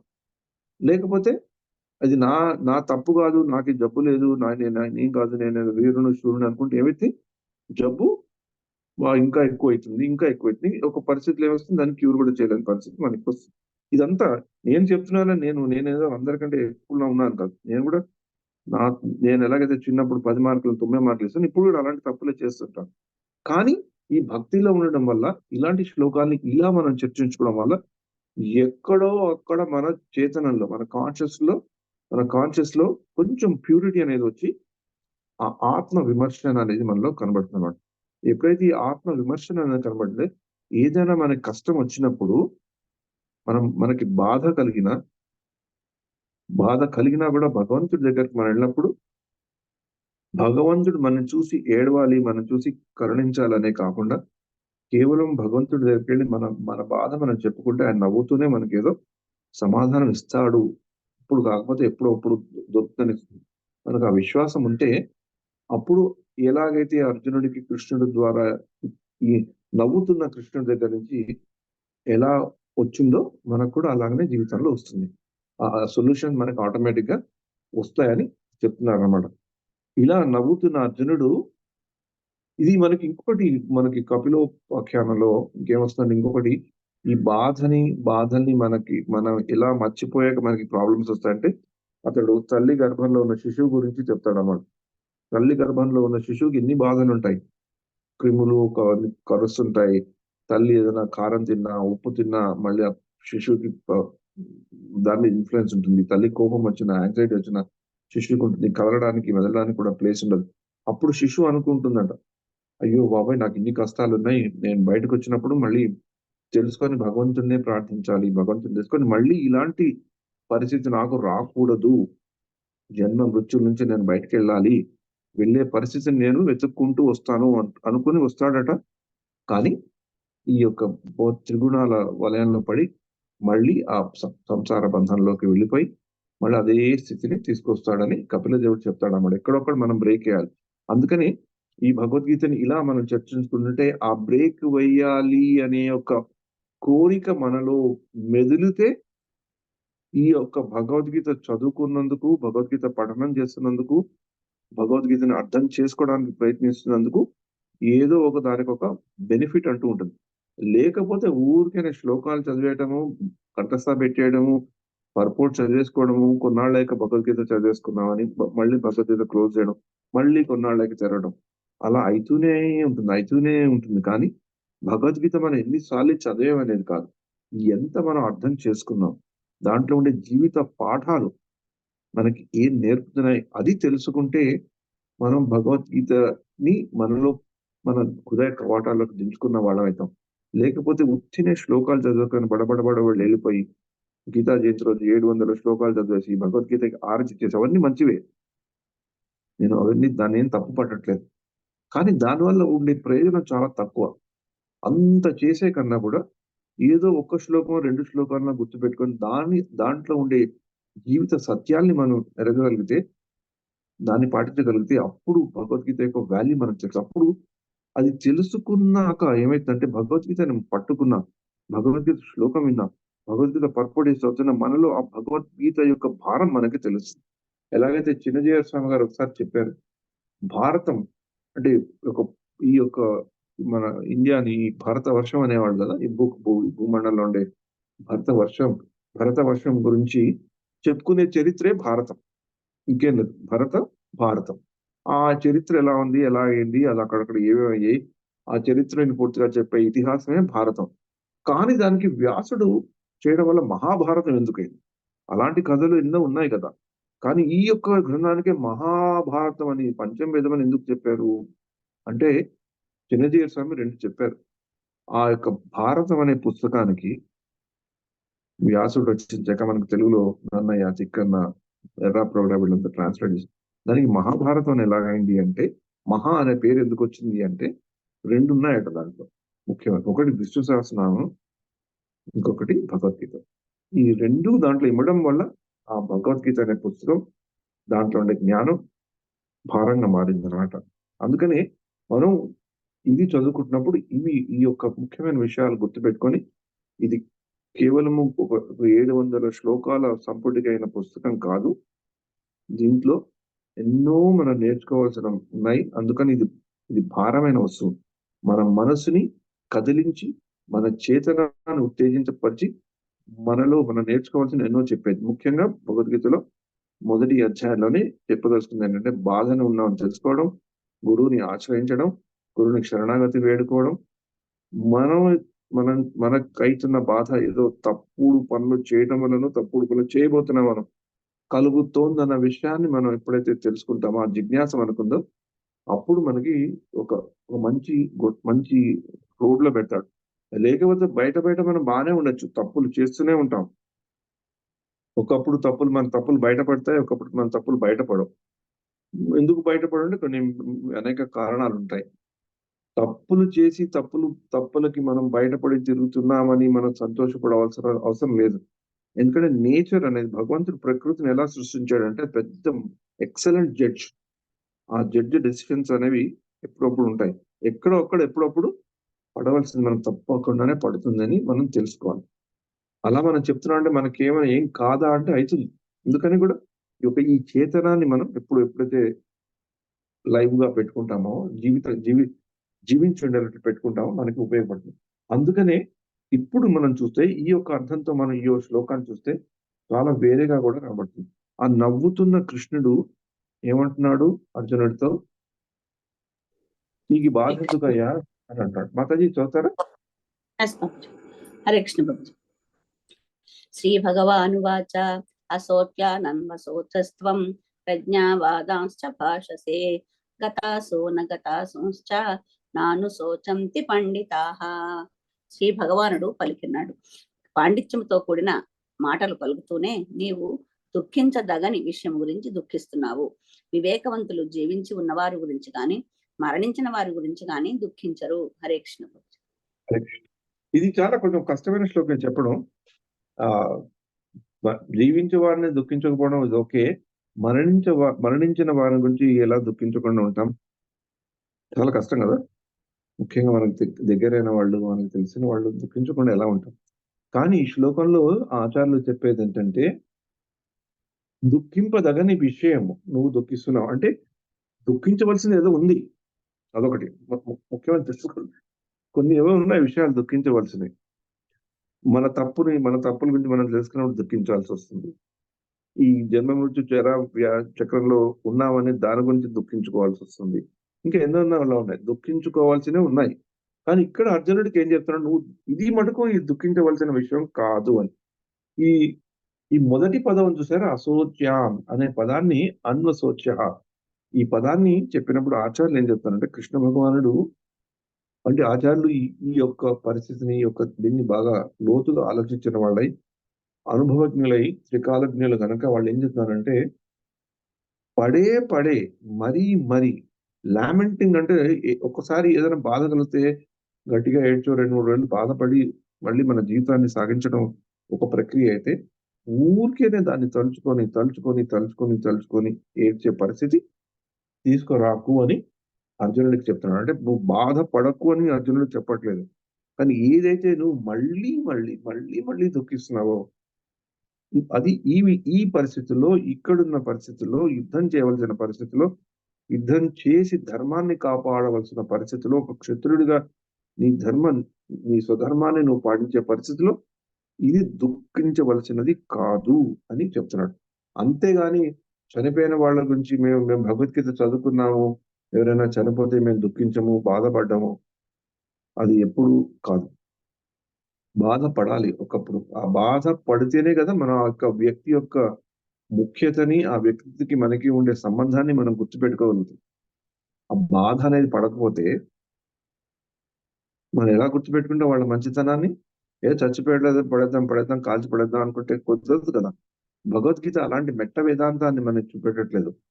ఆ యొక్క బంధాన్ని కూడా గుర్తుపెట్టుకోమంటుంది. కానీ ఆ బంధాన్ని గుర్తుపెట్టుకున్నప్పుడు అతను ఎందుకు చనిపోయాడు, పుట్టినవాడు ఎప్పుడు చనిపోతాడు గనక ఆ బాధ నాకు ఇప్పుడు కలిగిన, అతని యొక్క వియోగం నాకు కలిగినా కూడా దాని గురించే నేను బాధపడిపోయి కృంగి కృషించిపోకూడదు. ఆ మనోధైర్యాన్ని నేను ఉంచుకోవాలి. నా జీవితాన్ని నేను ఎంతవరకు నేను జీవించగలిగితే అంతవరకు సాగించాలి అనే ధైర్యాన్ని కల్పించేది భగవద్గీత శ్లోకం. బాధపడకు అంటే బాధలో మునిగిపోకు అని. బాధపడు కానీ బాధలో మునిగిపోకు అని ఇక్కడ అర్జునుడికి చెప్పారన్నమాట. అందుకని ఆచార్యులు దేని విషయాల కొరకు మనం బాధపడాలి అనే వాటి మీద కూడా మనకి చాలా విషయాలు చెప్పడం జరిగిందనమాట. ముఖ్యంగా మనం బాధపడవలసింది ఇందాక నేను చెప్పినట్లు, ఈ జన్మ మృత్యు జర వ్యాధి చక్రంలోకి ఎందుకు వచ్చాను, గురించి ఎలా వెళ్ళాలి అనేది అది ముఖ్యమైన బాధ మనకు ఉండాలి. మనకి ఎప్పుడైనా భక్తులతో వియోగం కలిగితే అది బాధాకరంగా ఉండాలి. భక్తి మనం చేయలేకపోతే బాధగా ఉండాలి. అలాంటివి వాటి గురించి మనం బాధపడవచ్చు. కానీ కొన్ని శాశ్వతం కానివి, ఎలాగో మనం ఏం చేసినా కూడా మనం ఆపలేని దాని గురించి బాధపడి బెంబేలెత్తిపోవడం సబబు కాదని అర్జునుడు చెప్పినాడు. అది చెప్పడం చాలా సులభం. ఇప్పుడు ఇక్కడ మరణం అనేది వచ్చింది కనుక ఎవరైనా పెద్దవాళ్ళు బాగా జీవితాన్ని గడిపేసి ఒక పూర్తి తల్లిదండ్రులుగా వాళ్ళ ధర్మాన్ని నివర్తించి, తాత అమ్మమ్మ లాగా, గ్రాండ్ పేరెంట్స్ లాగా, తాత అమ్మమ్మ నాయనమ్మ అలాంటివి చూసేసి, మనల్ని చూసి, మునిమనల్ని చూసి అంత ఒక జీవితం అంతా చూశాక పండు జీవితంలో వాళ్ళు వెళ్ళిపోతే అప్పుడు అంత మనకి బాధ కలగబోచ్చు. అప్పటికి బాధ కలుగుతుంది, అయ్యో వీళ్ళు వెళ్ళిపోయారని. ఇంకా మనం కూడా ఎప్పుడప్పుడు వెళ్ళిపోతాం కదా. కానీ అలాగని ఒకప్పుడు అకాల మరణాలు జరుగుతాయి. అప్పుడు బాధపడకుండా ఎలా ఉంటాం? బాధపడాలి. కానీ ఎక్కడొక్కడ భగవంతుని ప్రార్థించుకుంటూ, భగవంతుడి మీద విశ్వాసం పెంచుకుంటూ, ఆ యొక్క పరిస్థితిని మనం భక్తులు ఇంకా ముందరికి ఎలా భగవంతుని మీద ఇంకా విశ్వాసం ఎలా పెంచుకోవాలి అనే దాని మీదే చూసుకోవాలి కానీ భగవంతుని ప్రశ్నించకూడదు, భగవంతుని మీద ద్వేషం పెంచుకోకూడదు. ఎలాగైతే చిత్రకేతు మహారాజు చరిత్రలో మనకి భాగవతంలో వస్తుందో, చిత్రకేతు మహారాజు యొక్క పత్ని ఎవరికైతే ఎవరి ద్వారా అయితే ఆయనకి లేక లేక లేక లేక సంతానం కలిగిందో, ఆ పిల్లవాడు చనిపోయినప్పుడు ఆవిడ చాలా చాలా శ్లోకాల్లో భగవంతుని బాగా క్రిటిసైజ్ చేస్తుంది అన్నమాట. అలా ఆ పరిస్థితి మనం తెచ్చుకోకూడదు. అకాల మరణాలే కాదు, యాక్సిడెంట్స్ అయితే అనుకోకుండా తెలియకుండా చాలా చాలా ఘోరాతి ఘోరమైన యాక్సిడెంట్స్ అవుతుంటే ఒక్కొక్కటి ఇళ్లలో చాలా చాలా టెన్షన్ ఉంటుంది, చాలా బాధ కలుగు. అలాంటప్పుడు బాధ పడకూడదని ఎవరు అనలేదే, బాధపడాలి. కానీ బాధించే వాళ్ళ ముందర మరీ మనం ఎక్కువ బాధపడి కృంగిపోతే ఆ బాధ పడుతున్న వాడికి ఇంకా ఎక్కువ బాధ కలుగుతుంది. అందుకని ఆ బాధని మనం దిగమించుకొని మన కర్తవ్యం ఏంటి, ఆ యాక్సిడెంట్ అయిన వాడికి మనం ఏం చేయగలుగుతాం, ఏం చేయాలి, అతని చుట్టూ ఉన్న వాళ్ళకి మనం ఏం చేయాలి అనేది మనం ఎప్పుడైతే గుర్తు పెట్టుకొని భగవంతుడి మీద విశ్వాసంతో ముందరికి వెళ్తామో అప్పుడు మనం చేయవలసింది వాళ్ళకి మనం సరిగ్గా చేయగలుగుతాం. లేకపోతే వాళ్ళ మీద ఆప్యాయత ఉంది, వాళ్ళని మనం చాలా లైక్ చేస్తున్నాం, వాళ్ళ ఇలా అయిపోయింది అలా అయిపోయింది మనం బెంబేలు పడిపోతే మనం వాళ్ళు చేయవలసింది చేయడం మర్చిపోతాం. అది చాలా చాలా ముఖ్యమైన విషయం. బాధపడాలి కానీ ఆ బాధని దిగమింగుకొని మనం చేయవలసింది మనం చేయగలిగే స్థితిలో ఉంటే అప్పుడు మనకి ఎలాంటి కష్టాలు వచ్చినా అది తట్టుకునే శక్తి భగవంతుడు ఇస్తాడు. అంటే ఒకప్పుడు మనం అలాంటి వ్యక్తులను కూడా చూస్తుంటాం. నేను ఒక చాలా వ్యక్తిగతమైన ఎగ్జాంపుల్ చెప్తాను. నా జీవితంలో నేను కళ్ళారా చూసింది. నేను ఇంజినీరింగ్ మూడో సంవత్సరం ఉన్నప్పుడు ఒకరోజు ఏమైందంటే మా ఇంట్లో ఒక స్కూటర్ ఉండేది. మామూలుగా కాలేజ్‌కి మేము సైకిల్ మీద వెళ్ళేవాళ్ళం. 6-7 కిలోమీటర్లు ఉండేది. కానీ అప్పుడప్పుడు ఎప్పుడైనా మా ఫాదర్ స్కూటర్ మీద వెళ్ళకుండా మా ఫాదర్ నార్మల్‌గా కార్‌లో వెళ్ళేవాళ్ళు. ఒకప్పుడు స్కూటర్ తీసుకువెళ్ళేవాళ్ళు. ఏ రోజైతే కార్‌లో వెళ్ళిన రోజు మాకు స్కూటర్ ఉండేది. నాకు మా అన్నకి కాంపిటీషన్ ఉండేదన్నమాట. ఎవడు తీసుకెళ్ళాలని. ఇద్దరు కలిసి కూడా వెళ్ళొచ్చు. ఇద్దరం ఒకే కాలేజ్. కానీ అది చిన్నప్పుడు ఉంటుంది కదా కాంపిటీషన్, సిబ్లింగ్ కాంపిటీషన్. ఒకరోజు నేనేం చేశానంటే జనవరి 18వ తారీఖు 1978 ఆ రోజు నాకు ఇంకా గుర్తుంది. నేనేం చేసిన చిన్న పిల్లలకి అన్నదమ్ములకి ఎప్పుడు ఈ గడబడి ఉంటుంది కదా. నేను ఆ రోజు ఏం చేశానంటే డిసైడ్ చేసుకున్నాను. నేను వీడికంటే త్వరగా లేచి ఆ వెహికల్ తీసుకెళ్ళిపోవాలి. స్కూటర్ తీసుకెళ్ళిపోతే వాడు సైకిల్ మీద వస్తాడు, బస్ మీద వస్తాడు. నేనేం మర్చిపోయానంటే ఆ రోజు మా బ్రదర్‌కి ఎగ్జామ్ ఉంది యాక్చువల్లీ. సెమిస్టర్ ఎగ్జామ్ నేను తెలిసి కూడా మర్చిపోయాను. నేనేం చేశాను వెళ్తూ స్కూటర్ తీసుకెళ్ళడం కాకుండా మా ఫాదర్ మా బ్రదర్‌కి ఒక మంచి వులెన్ ప్యాంట్ లాంటిది కొన్నారన్నమాట. అది నాకు కొనలేదు. ఎందుకు కొనలేదో నాకు తెలీదు. నాకు కొంచెం ఈర్ష్యగా ఉండేది. అయితే వీడి ప్యాంట్ ఏసేసుకోవాలని నేను ఆ ప్యాంట్ కూడా వేసేసుకొని వెళ్ళిపోయాను.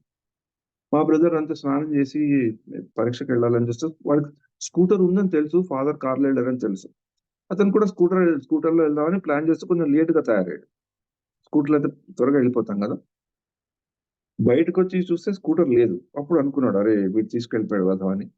నన్ను తిట్టుకున్నాడు. తీసుకొని లోపలికెళ్ళి బెడ్‌రూమ్‌లోకెళ్ళి చూస్తే నా ప్యాంట్ కూడా లేదు.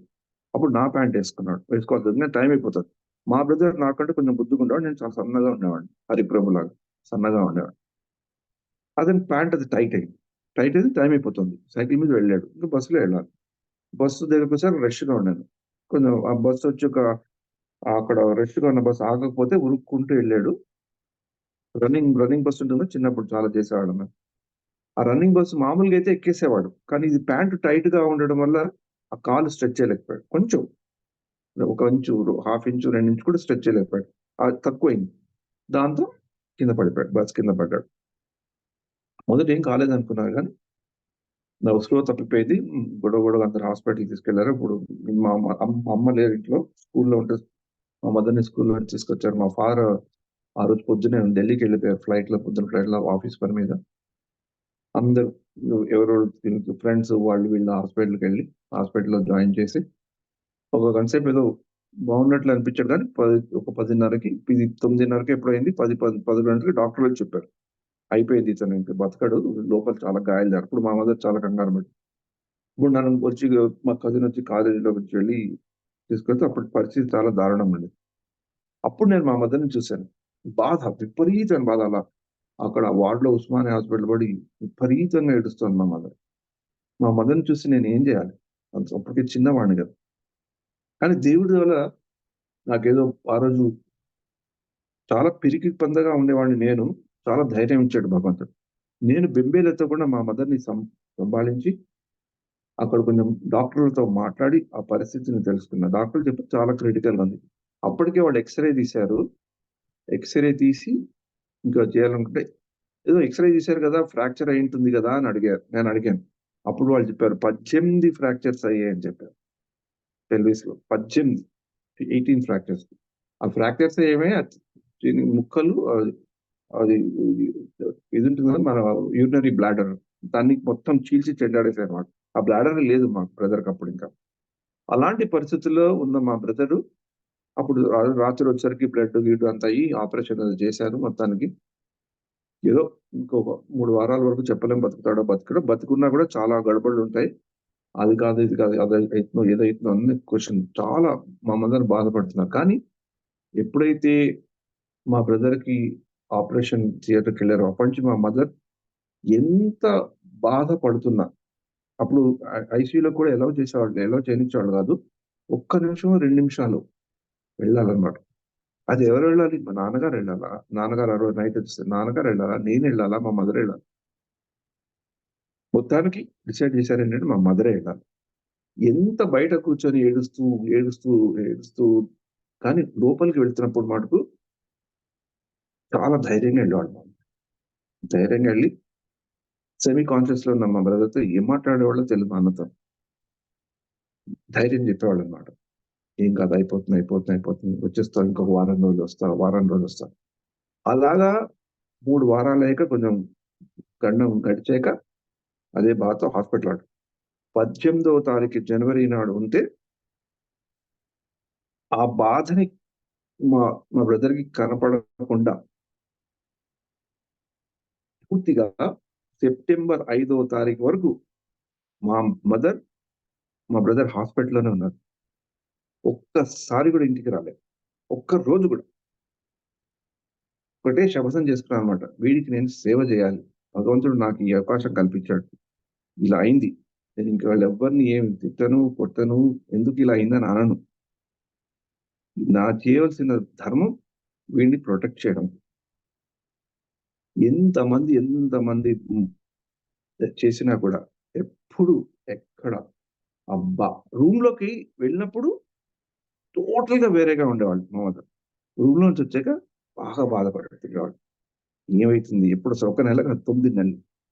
9 నెలలు హాస్పిటల్‌లో ఉంటూ ప్రతిరోజు ఈ యొక్క శ్లోకం నాకప్పుడు ఈ శ్లోకం తెలీదు. కానీ ఈ శ్లోకం తెలుసుకున్నాక అంటే మనం కష్టాలుండేటప్పుడు ఇంకోళ్ళు కష్టాలుండేటప్పుడు మనం ఎలా బిహేవ్ చేయాలి? వాళ్ళకెలా ధైర్యం చెప్పాలి? మనలో ఎంత బాధ ఉన్నా దిగమింగుకొని మన సేవ మనం చేయాలనేది మా మదర్ కళ్ళారా అందరికీ చూపించారన్నమాట. మా మదర్ బిహేవియర్ చూసి ఆ పూర్తి వార్డ్‌లో అయితే నర్సెస్ ఎంత గౌరవించేవాళ్ళు మా మదర్‌ని. అది చెప్పలేం. ఇప్పుడు మా మదర్ కూడా పెద్దవాడు ఏం కాదు కదా! చిన్నవాడే. షీ వాస్ ఇన్ 30స్ లేట్ ఎర్లీ 40స్ అనుకుంటా. అది నాకు బాగా నచ్చిన జీవితంలో విశేషం. ఎందుకంటే అక్కడ హాస్పిటల్‌లో ఉన్నప్పుడు మా బ్రదర్‌ని చూసుకోవడం కూడా కాదు కదా! నన్ను కూడా చూసుకోవాలి కదా! నాకప్పుడు ఎగ్జామ్స్‌లో నాకు డిస్టింక్షన్ రావాలని నాకొక కోరిక ఉండేది. డిస్టింక్షన్ రావాలంటే మాకు 42 సబ్జెక్ట్‌లో అన్ని సబ్జెక్ట్‌లో కూడా 70 మార్కుల కంటే ఎక్కువ రావాలి. 42 సబ్జెక్ట్స్‌లో. ఆ ఏడాది నాకు 18 పేపర్స్. ఎగ్జామ్స్ దగ్గరకొచ్చేస్తున్నాయి. ఇలా ఇంట్లో ఇంత గడబడ. నేను హాస్పిటల్ వార్డ్‌లో కూర్చొని చదువుకునేవాడిని. దానికి నన్ను సపోర్ట్ చేస్తూ, నేనెక్కడ బాధపడతాను నాకు ధైర్యం ఇస్తూ, మా బ్రదర్‌కి ధైర్యం ఇలా చేస్తా. అంటే ఇప్పుడు మా మదర్ బాధపడలేదా అని ఎవరైనా అంటారంటే, ఎంతో బాధపడింది. ఎంతో దుఃఖించింది. ఎన్నో సార్లు ఏడ్చుకుంది. కానీ మా అన్నయ్య ముందర ఎప్పుడు ఏడవలేదు. ఒక్కసారి కూడా ఏడవలేదు. క్వెషనే లేదన్నమాట. అది మనం అంటే నేనెందుకు ఇంత నా పర్సనల్ గాథ చెప్తున్నానంటే, అది చూసాక జీవితంలో నాకు అనిపించిందన్నమాట. అంటే భగవంతుడిని నమ్మినవాడు ఇట్లా ఉంటాడారా! మరి బాప్రే! అనిపించిందన్నమాట. మాకు చాలా విశ్వాసం భగవంతుడంటే. అలా అంత విశ్వాసం కలిగి ఇంకొకడికి బాధని తెలియకుండా తను బాధపడుతూ వాడికి మంచి చేస్తుంది నవ్వుతూ ధైర్యంగా. అలాగా ఇక్కడ కృష్ణుడు కూడా చేస్తున్నాడు అన్నమాట. ఏం చెప్తున్నాడు, నువ్వు ఈ పరిస్థితుల్లో నువ్వు దుఃఖించవలసింది కాదు. ఎలాగైతే మా బ్రదర్ చెప్పారు, ఈ పరిస్థితుల్లో నువ్వు ఏడవలసిన పని కాదు. నేనేదో కష్టపడిపోతున్నాను, నువ్వు ఏడవలసింది కాదు. నీ డ్యూటీ ఏంటి, నువ్వు ట్రీట్మెంట్ తీసుకోవాలి, ఆ ఎక్సర్సైజులు చేయాలి. చాలా కష్టం 18 ఫ్రాక్చర్ల నుంచి బయటకు రావాలంటే చాలా కష్టం. కానీ ఆ ధైర్యాన్ని ఇచ్చేది. నువ్వు ఇప్పుడు దుఃఖించవలసిన పరిస్థితి కాదు, నువ్వు ఏది ఆలోచించవలసింది కాదు. నువ్వు జస్ట్ పడుకోవాలి, ట్రీట్మెంట్ తీసుకోవాలి, ఎప్పుడప్పుడు నువ్వు బయటకు వస్తావు, అది నా నమ్మకం ఉన్నది. అలాగా ఇక్కడ ఏడవకు అని అర్జునుడికి చెప్తే అదే పెసిమిస్టిక్ గా ఆయన చెప్పట్లేదు. దాంట్లోనే చాలా ఆప్టిమిజం ఉంటుంది, ఆశావాదం ఉంది. అంటే ఏదైతే నువ్వు దుఃఖించవలసిన అవసరం ఉందో అది నువ్వు దాని గురించి దుఃఖించవలసిన అవసరం లేదు అని ఇక్కడ భగవంతుడు మనకు కూడా చెప్తున్నాడు. అంటే బాధపడవచ్చు కానీ దిగారు పోకుండా, భయపడిపోకుండా, వెంబేలెత్తిపోకుండా బాధపడి ఆ బాధ నుంచి బయటకు వచ్చి ఆ బాధ మళ్ళీ ఆ బాధ మనకి ఒక ప్రేరణ ఇచ్చేదిగా అవ్వాలి కానీ మన కింద దిగదారెందుకు కాకూడదు అని ఈ 12వ శ్లోకంలో చెప్తున్నారు. చదువుతారా మాతది? హరే కృష్ణ ప్రభుజీ. నత్వేవాహం జాతు నాసం నత్వం నేమే జనాధిపాః నచైవ నా భవిష్యామః సర్వే వయమతః పరం.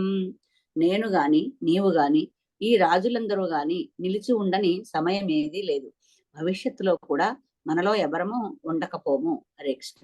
మనకి ఇప్పుడు భగవద్గీతలో భగవద్గీతలో ఎన్నో యోగాలు ఉన్నాయని చెప్తాం కదా. జ్ఞాన యోగము, భక్తి యోగం, జ్ఞాన యోగము, బుద్ధి యోగము, ధ్యాన యోగము, భక్తి యోగము, ఇలా ఎన్నో యోగాల గురించి చెప్తారు కదా. భగవద్గీతలో మొట్టమొదటి కర్మయోగము మధ్యలో వచ్చేది. ఈ భగవద్గీతలో వచ్చేది మొదటి యోగంలో భాగంగా జ్ఞాన యోగంతో మొదలవుతుంది.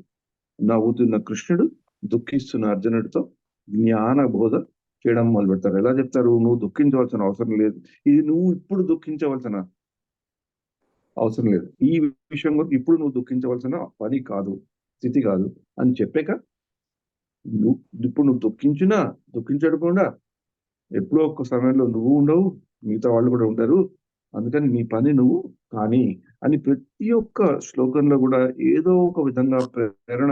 కృష్ణుడు ఏం చెప్తున్నాడు భగవంతుడికి, నువ్వు యుద్ధం చేయవలసిందే, నేను గాని నువ్వు గాని. అక్కడ నేను అంటే కృష్ణుడు ఒక విధంగా భగవంతుడిలాగా కృష్ణుని మనం చూసుకుంటే ఎల్లప్పుడు ఉండే నిత్యంగా సర్వదా ఉండే భగవంతుడే. కానీ ఆ కృష్ణ అవతారాల్లో ఉండే భగవంతుడు చూసుకుంటే కృష్ణుడు కూడా ఒకప్పుడు తన అవతారం గురించి విడవలసి ఉంది కదా. నేను గాని నువ్వు గాని రాజులు అందరూ గాని నిలిచి ఉండని సమయం ఏదీ లేదు, భవిష్యత్తులో కూడా మనలో ఎవరము ఉండకపోం. అంటే నాకు కూడా ఈ పరిస్థితి ఉంది, అందుకని నువ్వేం చింతించకు అని చెప్తారు. తర్వాత వచ్చేది ఇంకోటి చాలా ముఖ్యమైన శ్లోకం. చదువుతారా మాతాజీ? హరే కృష్ణ ప్రభుజీ. దేహినోస్మిన్ యథా దేహే కౌమారం యవ్వనం జరా తథా దేహాంతర ప్రాప్తే ధీరస్తత్ర నమోహ్యతి. దేహదారి ఈ దేహంలో బాల్యం నుండి యవ్వనానికి, దాని నుండి ముసలితనానికి క్రమంగా వెళ్తున్నట్లుగానే మరణం తర్వాత వేరొక దేహములోనికి వెళ్తారు. ఇటువంటి మార్పుచే ధీరుడు మోహము చెందడు. హరే కృష్ణ. హరే కృష్ణ. ఇప్పుడు మనకి ఇందాక భగవంతుడు అన్నాడు దుఃఖించకు అనే దానికి,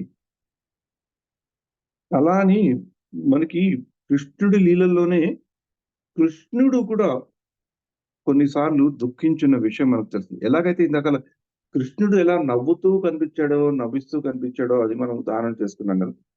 కృష్ణుడు కూడా అంటే ఇక్కడ దుఃఖించకు అని అర్జునుడు చెప్తున్న కృష్ణుడుగా కొన్ని సందర్భాల్లో కృష్ణుడికి కూడా దుఃఖం అనేది కలిగిందని ఎవరైనా గుర్తు తెచ్చుకొని చెప్పగలరా? ఇది మహాభారతంలో ఉన్న ఘట్టంలో కూడా బాగా చెప్పబడుతుంది, భాగవతం కంటే కూడా. ప్రభు అదే సుధామతోని కలిసి అతను వచ్చినప్పుడు కూడా కాళ్ళు కడుగుతూ ఏడ్చడానికి ఒకటి ఉంది కదా ప్రభు, అంటే కన్నీళ్లు కార్చారు అని. అది ఆప్యాయత, దుఃఖించడం కాదు, అది ఆనంద భాష్పం కదా ఆ దుఃఖం. ప్రభుజీ, తల్లిదండ్రులు జైల్లో ఉన్నప్పుడు మీకు సేవ చేయలేకపోయారు, ఇన్నాళ్ళు మిమ్మల్ని వదిలేసి దూరంగా ఉన్నానని బాధపడతాడు కదా. వెరీ గుడ్, అదొకటి. Fine, very good. ఇంకేదైనా ఉందా?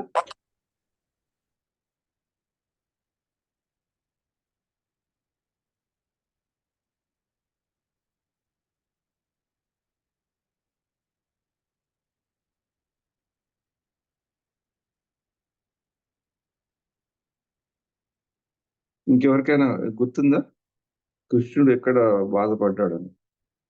మహాభారతంలో వస్తుంది. ఇంటివండి. కల్ప లాక్ లక్కాపురం చెప్తావా? అది లక్షాగ్రహం ప్రభు. అది వృత్తాంతం ఎలా అవుతుందంటే కృష్ణుడు ఎక్కడ బాధపడ్డాడని మనకి భాగవతంలో చెప్పబట్టినంటే, అది వీళ్ళని పాండవులను పెట్టి కాల్చేస్తారు కదా. అంటే కృష్ణుడికి సర్వాంతరమైన కృష్ణుడికి కూడా తెలుసు అది. ఆ గృహం కాలిపోయిందని వార్త వస్తుంది. అయితే ఇప్పుడు మామూలుగా కూడా చేసింది వెధ పని చేసింది ఎవరు? పాండవులు కదా, కౌరవులు కదా. ఆ కౌరవులు ఏంటంటే ఏదో దుఃఖిస్తుంటారు వాళ్ళు కూడా. అది కపట దుఃఖమే. అరే ఇలా అయిపోయింది, వీళ్ళు చాలా మంచి వాళ్ళు అలా వెళ్ళిపోయి పాప అలా అయిపోయింది అని వాళ్ళు దుఃఖిస్తుంటారు. అక్కడికి కృష్ణుడు బలరాముడు కూడా వెళ్తారు. వీళ్ళ దుఃఖం చూస్తారు. వీళ్ళ దుఃఖం చూసి వాళ్ళు దుఃఖపడకుండా ఉంటే ఏదైనా ఉంటుందని కృష్ణుడు బలరాముడు కూడా అక్కడ దుఃఖిస్తారు అన్నమాట. నిజంగా దుఃఖిస్తారు. కానీ వాళ్ళు తెలుసు వీళ్ళకి ఏం కాలేదని. కానీ అయ్యో వీళ్ళు చనిపోయారా అని అక్కడ కృష్ణుడిని దుఃఖంగా వివరింపబడే కృష్ణుడు అక్కడ మనకి దర్శనం ఇస్తాడు ఆ మహాభారతం అన్నమాట. కృష్ణుడు కూడా అక్కడ బాధపడుతూ కన్నీళ్లు వస్తూ కృష్ణుడు కళ్ళల్లోంచి కూడా అయ్యో ఇలా అయిపోయింది వీళ్ళకి ఏమైందని. సో అంటే అంటే అర్థం ఏంటంటే నిజంగా అలా అయింటే అలా నిజంగా అవ్వకున్నా కూడా అలా అవుతుందేమో అని భావించిన కృష్ణుడు వీళ్ళంటే ఎంత ప్రేమ ఉందంటే అది తెలుసుకున్న కృష్ణుడు కూడా దుఃఖపడతాడు. ఇంకొక చోట ఏంటంటే మనకి వినాయక చవితి కథల్లో కూడా వస్తుంది, శ్రీమద్ భాగవతంలో కూడా వస్తుంది సత్రాజిత్తుడు కథ. అక్కడ కూడా ఆయన మీద అభాండం వేస్తారు కదా, మణిని దొంగలించాడు. అప్పుడు కూడా కృష్ణుడు చాలా బాధపడతాడు. అరే నేను ఇంత చేస్తున్నాను, ఇంత మంచి చేయడానికి ఉన్నాను కానీ ఇట్లాంటి అభాండాన్ని నా మీద వేస్తారా అంటే ఒక కృష్ణుడు కూడా ఒక మానవత్వం అనే ఫీలింగ్ ఉండి అక్కడ కూడా కృష్ణుడు బాధపడినట్లు మనకి భాగవతంలో వర్ణింపడం జరుగుతుంది. అంటే అర్థం ఏంటంటే బాధ అనేది చాలా స్వభావంగా ఉండేది. అంటే కృష్ణుడు భగవంతుడైన కృష్ణుడు మానవ రూపంలో వచ్చినా కూడా ఆయన కూడా ఈ ఉదాహరణలు ఉన్నాయి, ప్రమాణాలు ఉన్నాయి. అంటే బాధ పడవచ్చు కానీ ఆ బాధతో మనం దిగజారిపోకూడదని చెప్పారు. దాంతో ఇప్పుడు ఈ ప్రక్రియలో వచ్చేది ఇంకో జ్ఞానబద్ధమైన ఒక చాలా ఇంపార్టెంట్ శ్లోకం. చదువుతారా మాతాజీ ఒకసారి మళ్ళీ? ఎస్ ప్రభుజీ.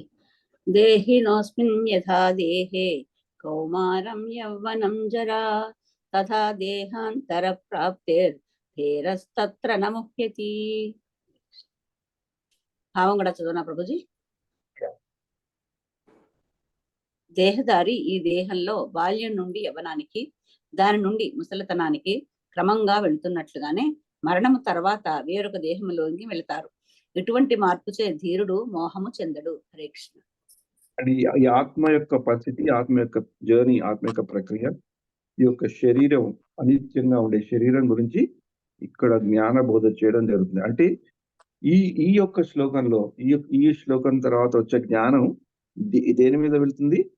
శరీరము, ఆత్మ జ్ఞానం. అంటే ఆత్మ అంటే ఏంటి, ఆత్మ లక్షణాలు అంటే ఏంటి, ఎందుకు ఈ శరీరం అనేది యవ్వనాన్ని నుంచి ముసలితనానికి, బాల్యము, యవ్వనము, ముసలితనం వచ్చి ఇలా ఎందుకు పనికి రాకుండా పోతుందో అనేది చెప్తున్న జ్ఞాన ప్రక్రియలో ఫస్ట్ యుద్ధం చేయమంటాడు.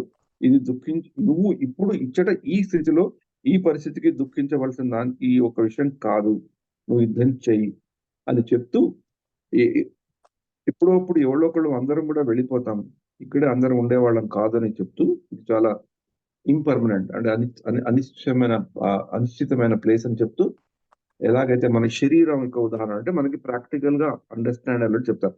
అంటే మనకి ఇది ఇంపార్టెంట్ ఎందుకంటే భగవద్గీతలో కృష్ణుడు ఏదైనా ఒక కాన్సెప్ట్ ఒక ముఖ్యమైన విషయాన్ని మనకు అందించాక ఒక ఉదాహరణ చెప్తారన్నమాట. కర్మయుగంలో జనకుడిని తీసుకొస్తారు, చాలా చోట్ల ఏదైనా చెప్పినప్పుడు ఒక ఉదాహరణతో చెప్తారు. ఒకప్పుడు ఉదాహరణ ముందర చెప్పి ఆ విషయాన్ని చెప్తారు. ఇక్కడ అర్జునుడికి అర్థమయ్యేటట్లు, మనందరికి కూడా తెలిసేటట్లు, మనందరికి కళ్ళ ముందర కనబడే పరిస్థితిని ఈ యొక్క ఆత్మ యొక్క లక్షణాలు చెప్పే ముందర కృష్ణుడు ఈ యొక్క విషయాన్ని మనకి చూపెడతారు అన్నమాట. తర్వాత ఇంకేం చెప్తారు, ఇప్పుడు నీకు కలిగేదేంటి? బాధ. బాధ అనేది అందరికీ కలుగుతుంది, కానీ దాన్ని ఎలా మనం స్వీకరించాలి, ఎలా ఎలా అనుభవించాలి అనేది ఈ 14వ శ్లోకంలో చెప్తారు. ఈ ఒక్క శ్లోకం చదువుకున్నా కాబట్టి. హరే కృష్ణ ప్రభుజీ. మాత్రా స్పర్శాస్తు కౌంతేయ శీతోష్ణ సుఖ దుఃఖదా ఆగమాపాయినో నిత్యం తిష్టస్వ భారత.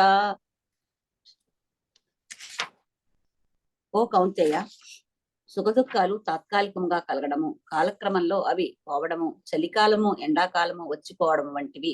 ఓ భరతవంశీయుడా, అవి ఇంద్రియానుభూతి వలన కలుగుతాయి.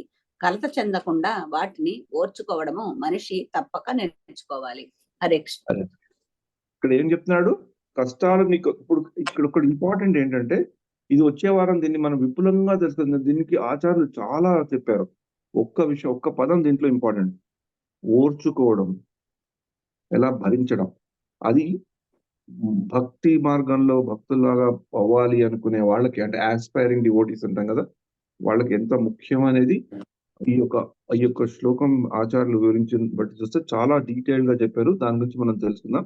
కానీ ఇక్కడ ముఖ్యంగా ఇంకో విషయం మనం తెలిసి వచ్చింది ఏంటంటే, ఇక్కడ కృష్ణుడు కూడా చెప్తున్నాడు, నీకుండే దుఃఖం, నీకుండే కష్టం ఇది వ్యాలిడే, అది ఇన్వాలిడ్ చేయట్లేదు.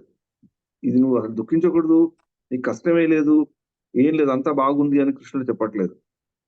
దుఃఖం అనేది ఉంది నీకు. ఇప్పుడు సుఖం ఎలా ఉండేదో ఇప్పుడు నీకు దుఃఖం ఉంది, కానీ ఆ దుఃఖాన్ని నువ్వు ఏం చేయాలి? అర్థం చేసుకొని ఓర్చుకోవాలి.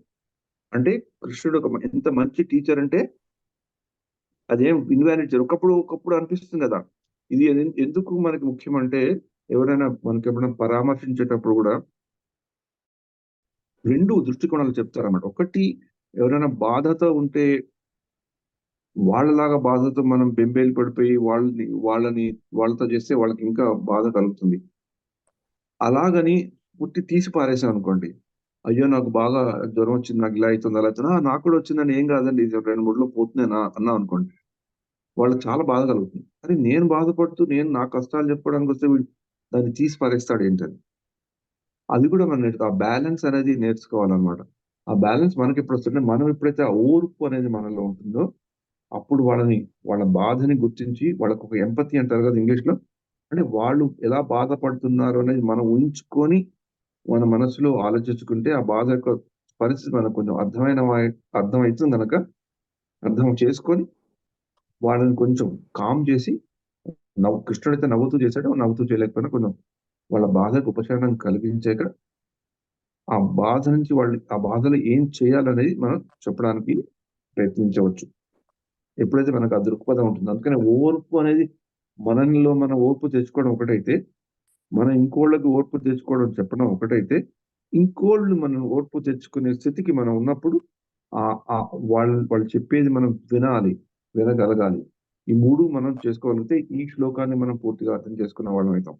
ఇక్కడ ముఖ్యంగా మనం తెలుసుకోవాల్సింది ఏంటంటే, మళ్ళీ చెప్తున్నాను, కృష్ణుడు అర్జునుడి యొక్క బాధని తోసిపుచ్చలేదు. ఆ బాధ ఉంది.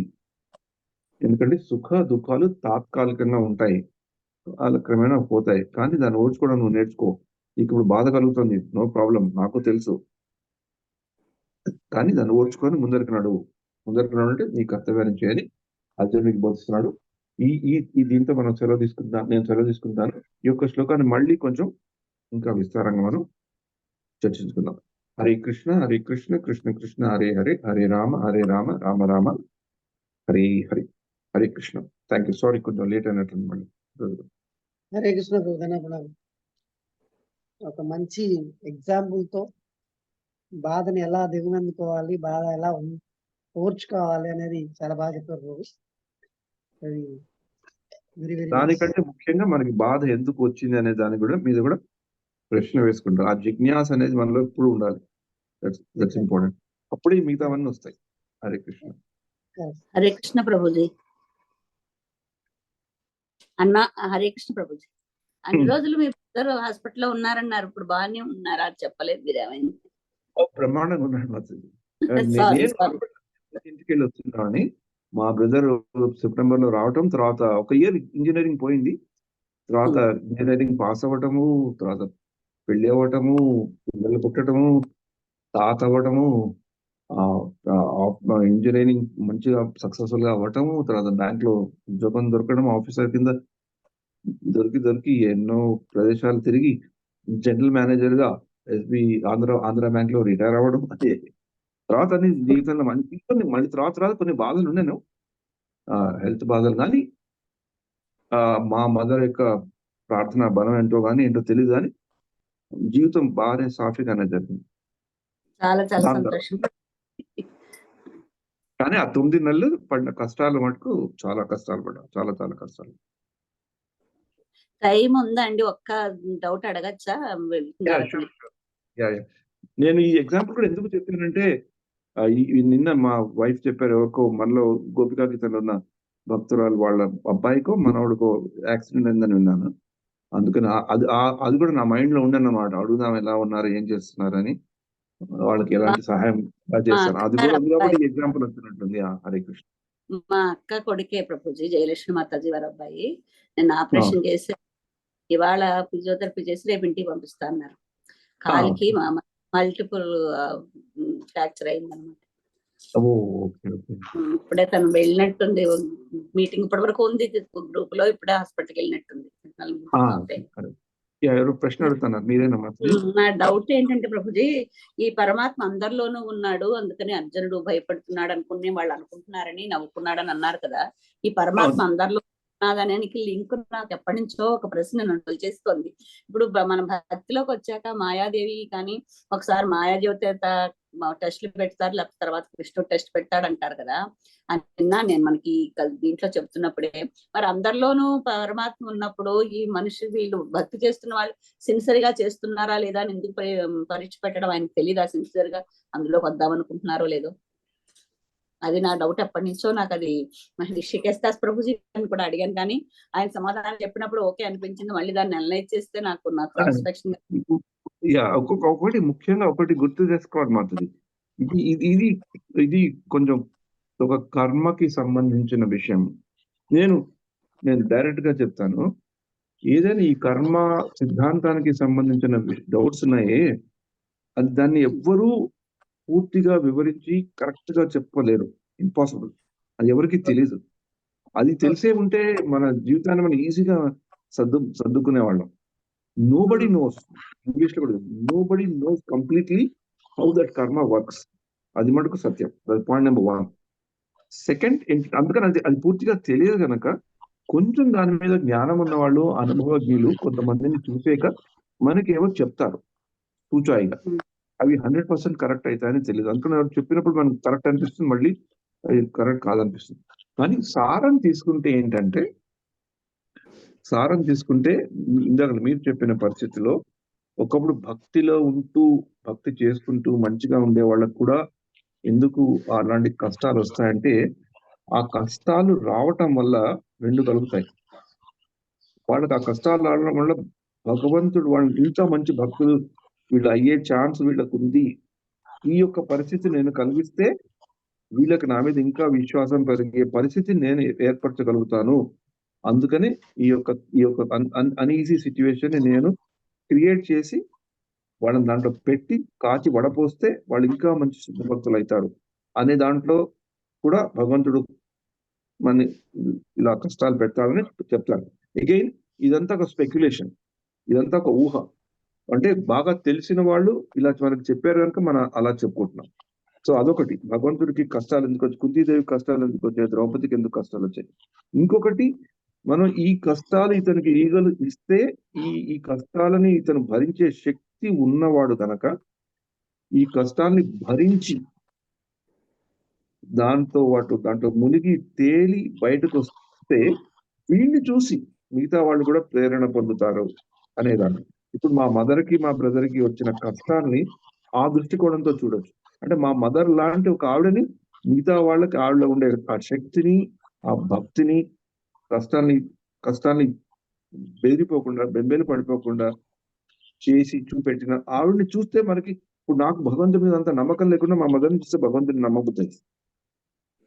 భగవంతుడు ఉన్నాడా లేదా, ఆ చిన్న కాలం చిన్న రోజులు వచ్చినప్పుడు డౌట్లు వచ్చేవి కదా. అలా కూడా ఉంటుంది. అందుకే ఈ వ్యక్తిని నేను చూస్ చేసుకొని నేను ఒక use it as a example to show others, అదొకటి ఉంటుంది. ఇంకొకటి మూడో కారణం ఏంటంటే, మనం భక్తిలో ఉన్నాము, భక్తి చేస్తున్నాము అని ఒకప్పుడు మనం ఒక మిస్కాన్సెప్షన్ లో కూడా ఉంటాం. మిస్కాన్సెప్షన్ తెలుగులో ఏమనాలి, ఒక భ్రమలో ఉంటాం. ఆ భ్రమలో ఉంటూ మనకి ఏదైనా కష్టాలు వచ్చినప్పుడు అరే నేను భక్తి చేస్తున్నానే, నాకెందుకు ఈ కష్టాలు వస్తున్నాయి అనుకుంటాం. ఈ 3 కారణాలు కూడా ఉంటాయి. నాలుగో కారణమా ఈ మాయాదేవి అటాక్ అదంతా, అది కూడా కొంచెం ఊహనే, ఒక భ్రమనే. మాయాదేవి ఏంటి, అటాక్ ఏంటి, అదంతా ఒక మనలో మనం ఒక రకమైన కల్పించుకున్న ఒక ఒక ఒక ఒక పరిస్థితి మన మనసులో. అది ఎందుకు మనం అలా కల్పించుకుంటున్నాం అంటే, మనకు తెలుసు మన బద్ధజీవులం అని, త్రిగుణాల్లో మునిగి తేలుతున్నాం కనుక మనం ఈజీగా మనకి చెడు మీద, మనకి ఇంద్రియ తృప్తి మీద మనకి ఎక్కువ ఈజీగా మనం వెళ్ళిపోతాం కనుక, అది వెళ్ళడాన్ని ఒక మన మీద పెట్టుకుంటే ఒకటి మనకు నమ్ముకో బుద్ధి కాదు కదా. ఇంకొకటి ఏదో చేశాడు అంటే మనకి ఏదో కొంచెం ఊరట కల్పిస్తుంది. ఇప్పుడు ఎలాగంటే, నేను ఫాస్ట్ గా వెళ్తుంటే నాకు ఫైన్ పడ్డదని నేను అనుకుంటే అది నాకు అది అది మంచిదే. కానీ నేను ఫాస్ట్ గా వెళ్ళినందుకు నాకు ఫైన్ ఎందుకు పడిందంటే, వాడు కెమెరా ఉందని ఫైన్ పడిందని నేను చెప్తాను. అలా చెప్పా, ఓ కెమెరా ఉంది కదా అందుకని నాకు ఫైన్ పడింది అంటే, నా తప్పుని నేను ఆ కెమెరా మీద తోసేస్తున్నాను అనమాట. అలాగే మనం కూడా మాయాదేవి మన మీద అటాక్ చేసిందని కూడా అది అలాంటి తప్పే మనం తెలుస్తున్నాం. మాయ లేదు, ఏం లేదు, అంత కర్మ సిద్ధాంతం. అది అది మనం గుర్తుపెట్టి, నేను ఫాస్ట్ గా వెళ్ళడం వల్ల నాకు ఫైన్ పడింది కానీ అక్కడ కెమెరాని తప్పు పట్టలేను కదా నేను. మనం మాయాదేవికి అదే చెప్తాం, మాయాదేవి ప్రభావం పడ్డాం, అదేం లేదు, మనలోనే ఉన్న ప్రాబ్లం. మాయ అన్నది మాయ లేదు, అంత మనలోనే ఉంది, కానీ అది చెప్పుకోవడానికి భయపడుతున్నాం. అంతే. As much that correctly. కానీ ఇలా చెప్పడానికి కొంచెం భయపడతారు అందరూ. కర్మ సిద్ధాంతం ఎవరు చెప్పలేరు అని ఆ స్టేట్మెంట్ కి భయపడతారు, కానీ నేను భయపడదలుచుకోలేదు. ఎందుకంటే ఇంకొక అంతర్జాతీయ కృష్ణ భావన భక్తి వేదాంత ఇన్స్టిట్యూట్ అనే ఒక ఇన్స్టిట్యూట్, వాళ్ళు చాలా మంది శాస్త్రజ్ఞులు అన్నమాట. చాలా పరిశోధన చేసి పెద్ద సైంటిఫిక్ ఫోరమ్స్ లో వాళ్ళు పేపర్స్ అవన్నీ ప్రజెంట్ చేస్తుంటారు. రసరాజ ప్రభు దాన్ని చాలా పెద్ద సైంటిస్ట్, శ్రీల ప్రభుపాద డిసైపుల్, ఆయన మొదలుపెట్టిన ఇన్స్టిట్యూట్ అది. ఆయన ఒక బుక్ లో ఆరిజిన్స్ అనే బుక్ లో రాశారు అన్నమాట. ఎప్పుడైతే మనం ఇప్పుడు ఎలాగైతే మన బిల్డింగ్ కట్టాలంటే డిజైన్ చేసి పెద్ద పేపర్ వేస్తారు కదా, అది అర్థం చేసుకోవడం బిల్డింగ్, అలా కర్మ సిద్ధాంతాన్ని మనం ఎందుకు అలా డ్రాయింగ్ బోర్డ్ మీద వేసి కర్మ సిద్ధాంతం ఏంటంటే దాని గురించి రీసెర్చ్ చేయడానికి మొదలు పెడతాం. అది ఎప్పటికీ అయ్యే పని కాదు. ఎందుకంటే అందుకని అతను ఇంగ్లీష్ లో ఒక పదం రాశారు, God is causeless cause of all causes. మనం కారణమే అంటాం, కానీ ఆయన ఇంకో పదాన్ని ముందర పెట్టారు, కాజ్లెస్, హేతువు ఉన్న హేతువు లేని కారణం. Causeless cause of all causes is God.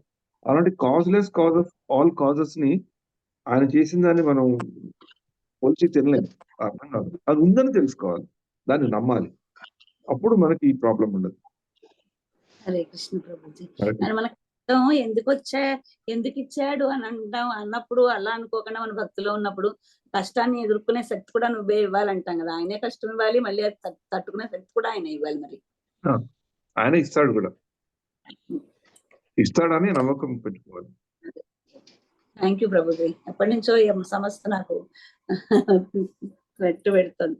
చాలా థ్యాంక్స్ ప్రభుజీ, క్లియర్ అయింది.